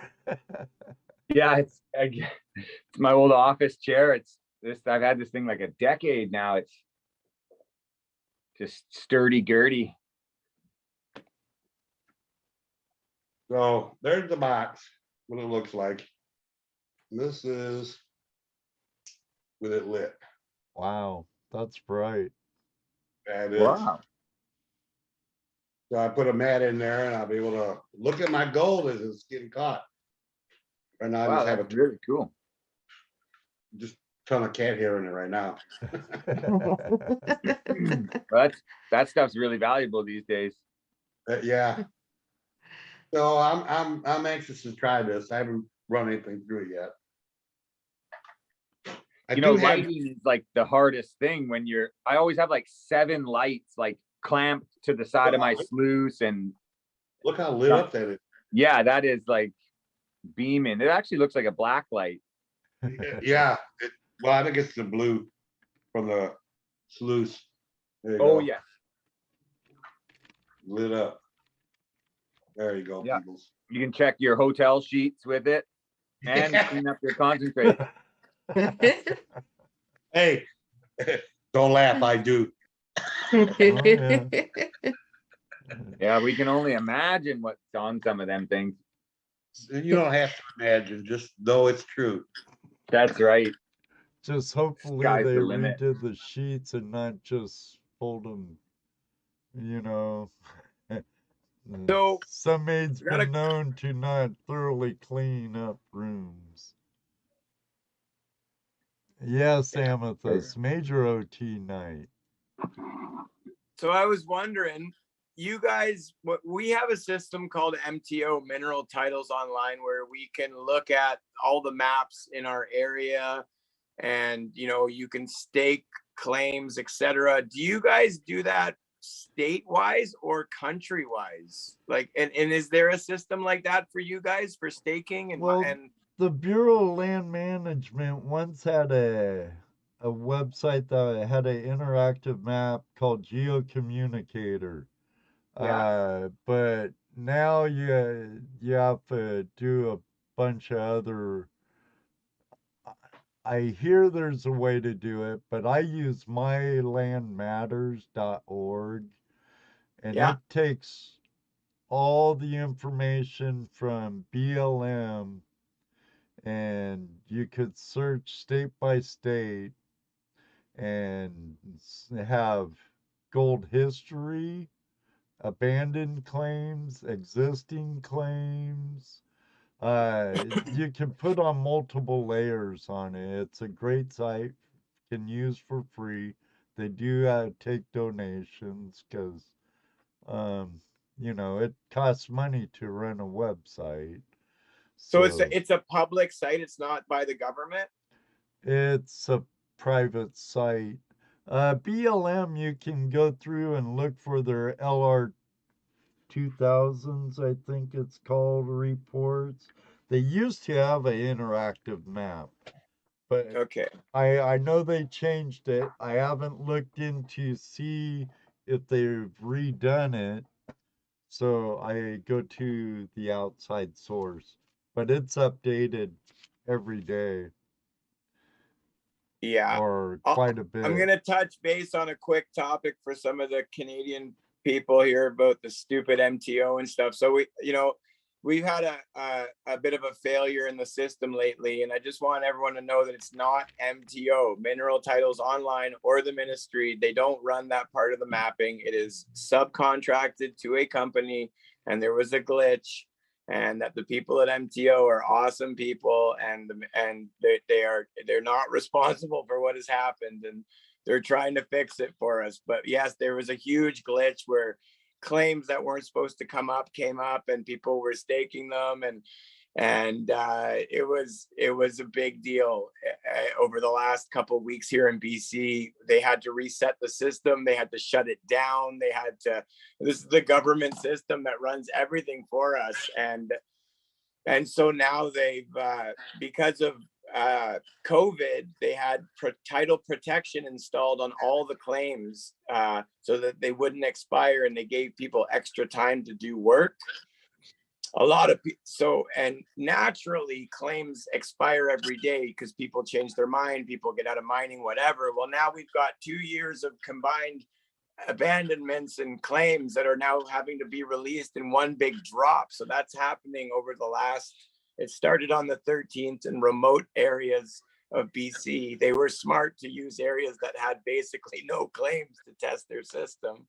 But yeah, we're in a big gong show in BC right now, and lots of claims are coming up little by little that have been held on to for the last 2 years. So it's been a, yeah, I just wanted to share that little bit of what's going on in BC right now. Yeah, don't blame MTO. No, those people, they're so nice. They just trying to run their system, and there was they use an exterior contractor for their mapping and stuff, and they had some major problems, and it affected us all big time. And yeah, the weight's killing me too, DH said, but just, yeah, keep scrolling the map and learning it. It's the best thing you That's can right. Be Well, prepared for what you want. Know what's great all about got time now now to plan. compared to like 30 years ago or a little more when I first started getting into prospecting? Back then I'd have to go to like the US Forest Service headquarters, pick up topo maps of the area and get a hold of USGS and pick up geological survey maps and go over Conservation Corps books and history books and do a lot of research, I mean by book, and then you get a hold of the Bureau of Land Management and you order microfish for the areas you wanted. Then you had to either buy a microfish reader or go to a public library where you could use their microfish reader.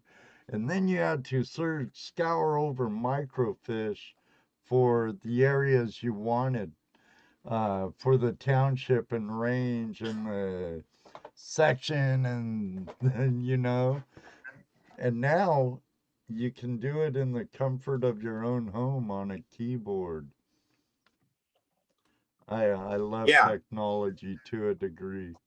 Well, that's the thing. If we right now went back to the original post-staking system in British Columbia, I would guarantee that we would knock off about 50% of the people that are out there. It's, the fact that you can just click and go is almost too easy. Yeah, too easy. Now to actually stake, you have to do your discovery monument and stuff physical on the claim, though, right?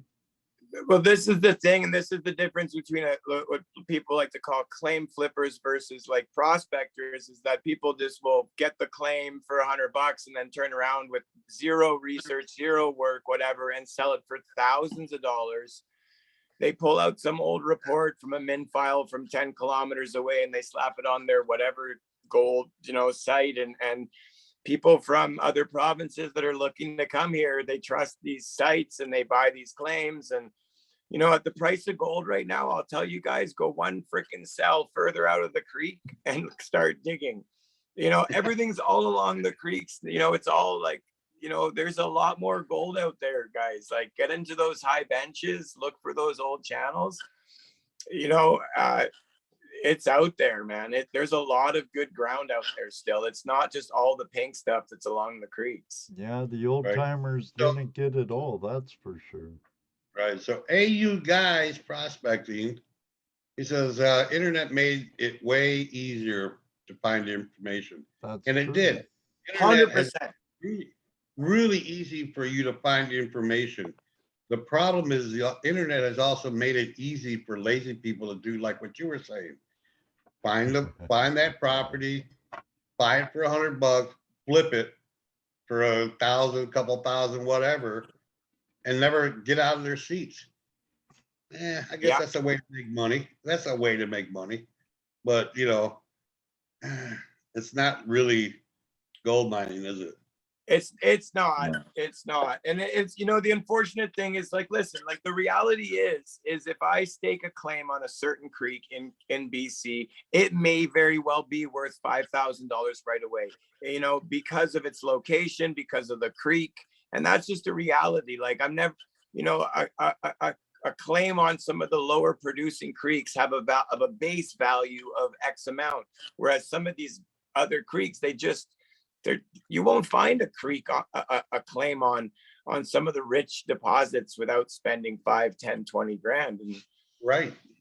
That's what I was going to add to what Sebastien said. Like, basically, we pawed over every book available and just familiarized ourselves with every story from every creek that has any significance. So we'll be driving into the Caribou, and we know Ramos had a major discovery at the bottom of it, but nothing was found up from it. So definitely worthwhile to go look at, but nothing up from there has any value yet. But then if you find something on Antler Creek, you just know from the stories, like, fortunes were made. You do whatever you can to get on that creek or near it. It's just that simple. Like, you go for the best creeks and just get as close as you can, but definitely just reading the books, reading the stories. Like, you'll hear, like, several fortunes were made. And like Lightning Creek, the stories are Lightning Creek is that the first guy to find it hand panned over 900 ounces in his first night, his first freaking night, like, hand pan. So second we heard anything about Lightning, we were just there, and it didn't matter what it took. We were staking it and getting there, and then you go and you meet a guy at the restaurant, the local restaurant, and he tells you, and this happened to Sebo and I, like, this old fella sitting in Wells is like, I mined 5,000 ounces off that creek. And he was proud to tell us that he goes around, picks up every little piece of garbage before he leaves. And that's, but though it's those stories of just getting out there and taking in all the information, that's because otherwise it's just a full out gamble. And and it always is a gamble. Doesn't matter how much you know, but the guys that we're trying to run with now, that we know when a certain creek comes up, you just do whatever you can to get there and get that claim, so you got to read the stories. I've spent, no joke. You're talking about that guy with the found all that gold first time he was ever out there doing it, right? Just now, the story about that 900 ounces. No, that's a real old, that's from like the 1852 or something like that. Yeah, 18, maybe 60. When you started telling that, I'm going, so what made that guy decide to stop there? What was it that he saw? This is a fantastic story. Like, and Bill Barley tells all this stuff, and I might be slightly skewed in reiterating this, but the guy said, he's like, I'm going to go out and I'm going to give my best shot. And after he found this, he's like, I'm just going to mine my body weight in gold. That's what he said to his buddies. And the reason they called it Lightning Creek was because that was his term for when something's just dashingly difficult or challenging or stressful. He called it lightning. Lightning, getting down to it, was just lightning for this guy. But then when he so quickly panned his own body weight, he said, well, shoot, I don't want to leave yet. I'm going to pan my dog's weight in gold too. And he did it. And some of these guys, they said this is good enough, and they went back, and those are literally, like, to this day, businesses that are still huge businesses in British Columbia and Canada and England, everywhere. Other guys stayed and fought it out, but the story goes the guy panned 900 ounces the first day, and then something like 8 something the next day, and then 700 and something the following day. And that sprung up the town of Stanley and Van Winkle, which our claim is just like 4 kilometers downriver from Van Winkle and Stanley. And that's why we didn't think for a second, like, when those claims were available, we just staked them. And it's still a gamble, but we know there's gold there. You just kind of, it's a little bit like, and that's what I probably said this last time I was there, but the gold miners, the people that find stuff, they're the reason we're there is because we're not all here. That's right. It takes a dreamer. Right. Well, you know what I mean? The reason we're there is because we ain't all here. And it is like, oh, absolutely. People and I'll be like picture how much gold is up here and there and up there and coming down here. But like, it ends right there unless you get out and just dig a hole. It's like you're one hole or one pan away from what could be the most impeccable future you've ever could have imagined. I mean, what was it in that guy's head that made him decide to dig there in that particular spot? What was it that he knew or saw or believed that made him dig there? Because he could have dug it. I believe that's where the canyon narrows, and that's where the bedrock is the shallowest. Okay. And that's our claim. Like Sibo was telling you about the Caribou Slum, our claim has between 100 and 150 feet of overburden on it.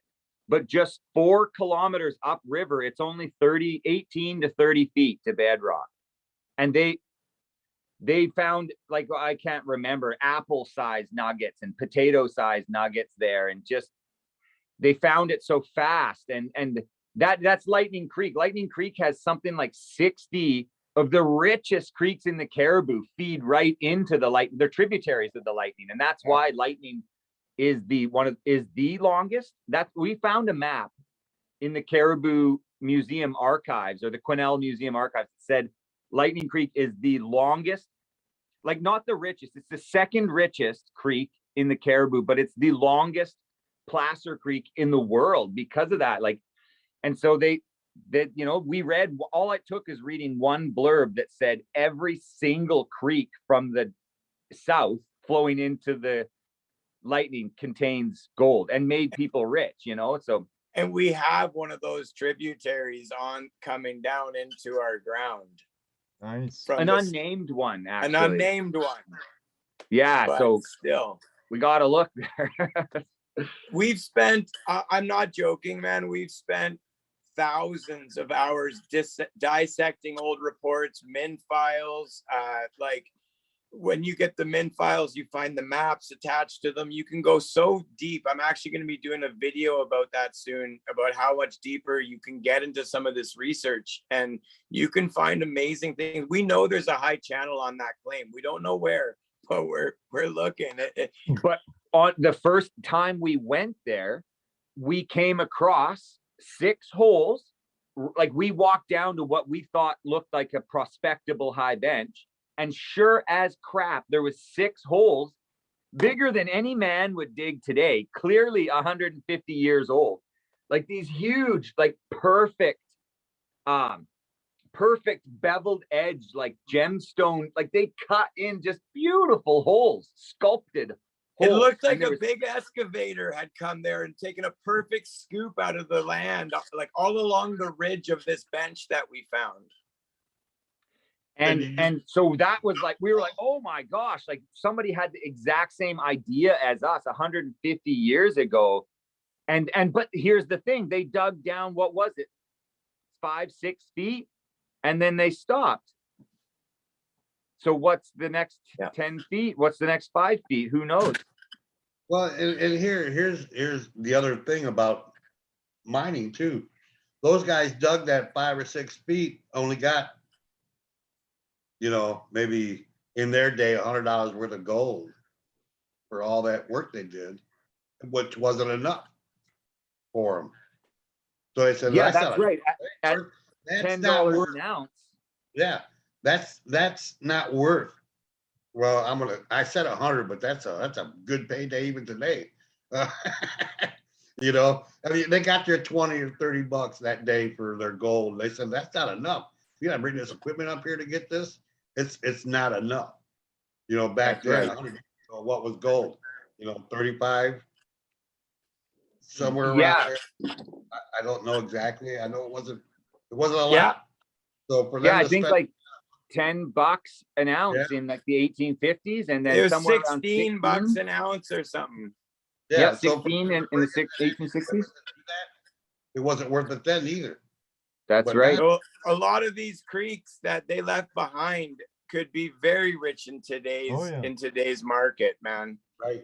Here's the neatest thing is that whether it was rich or not, whether you were eating or not, or getting paid good or not, you're hearing these stories of other people panning 900 ounces in a day. People were abandoning rich claims. The rush that came to Vancouver Island came and went in less than a calendar year.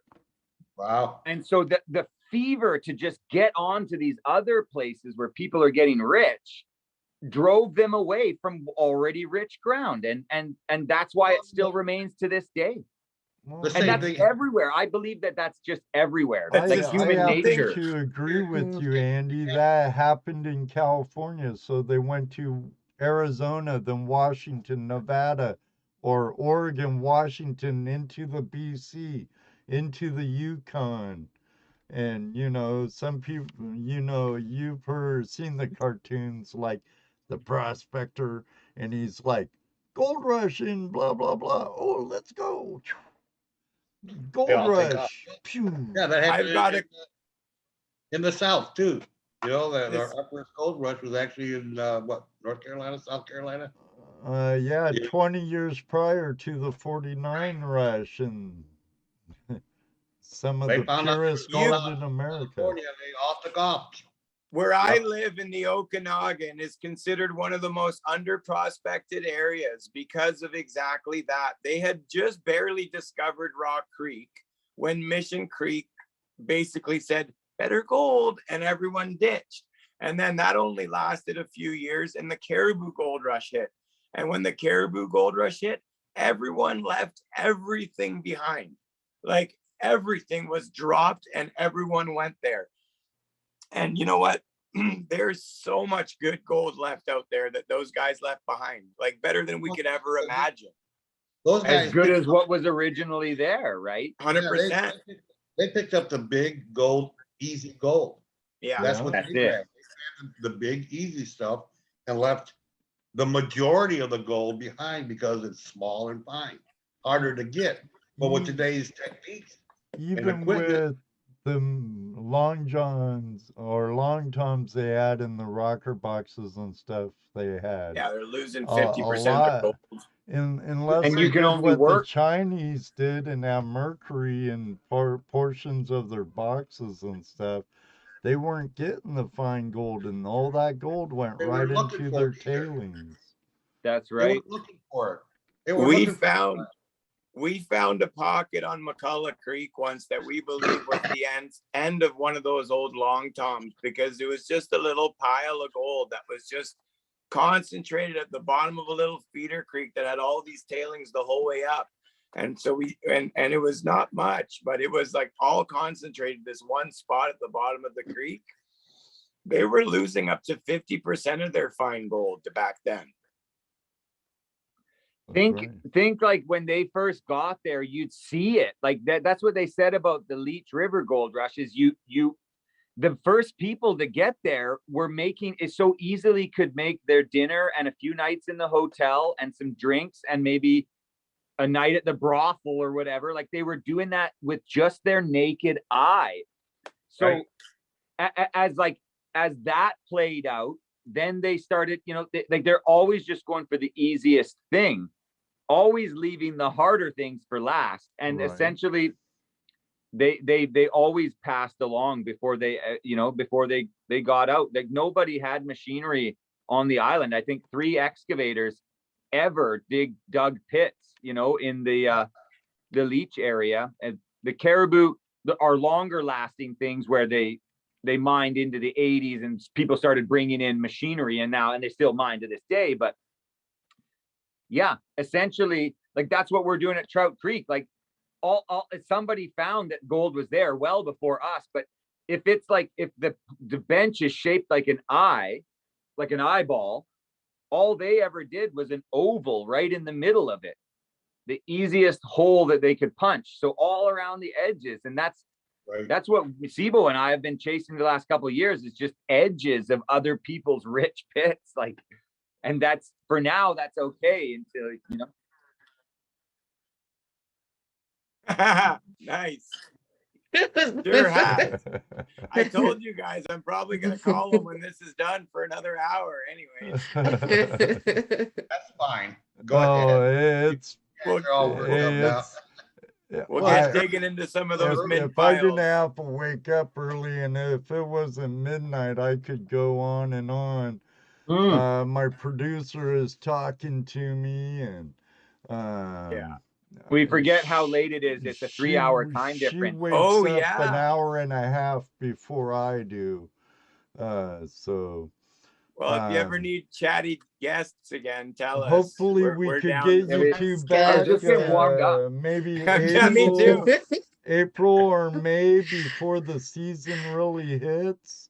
Maybe we could get Polly on with the two of you, and maybe be have neat. another OT Yeah. or Absolutely. Thank Yeah, you, we almost everybody.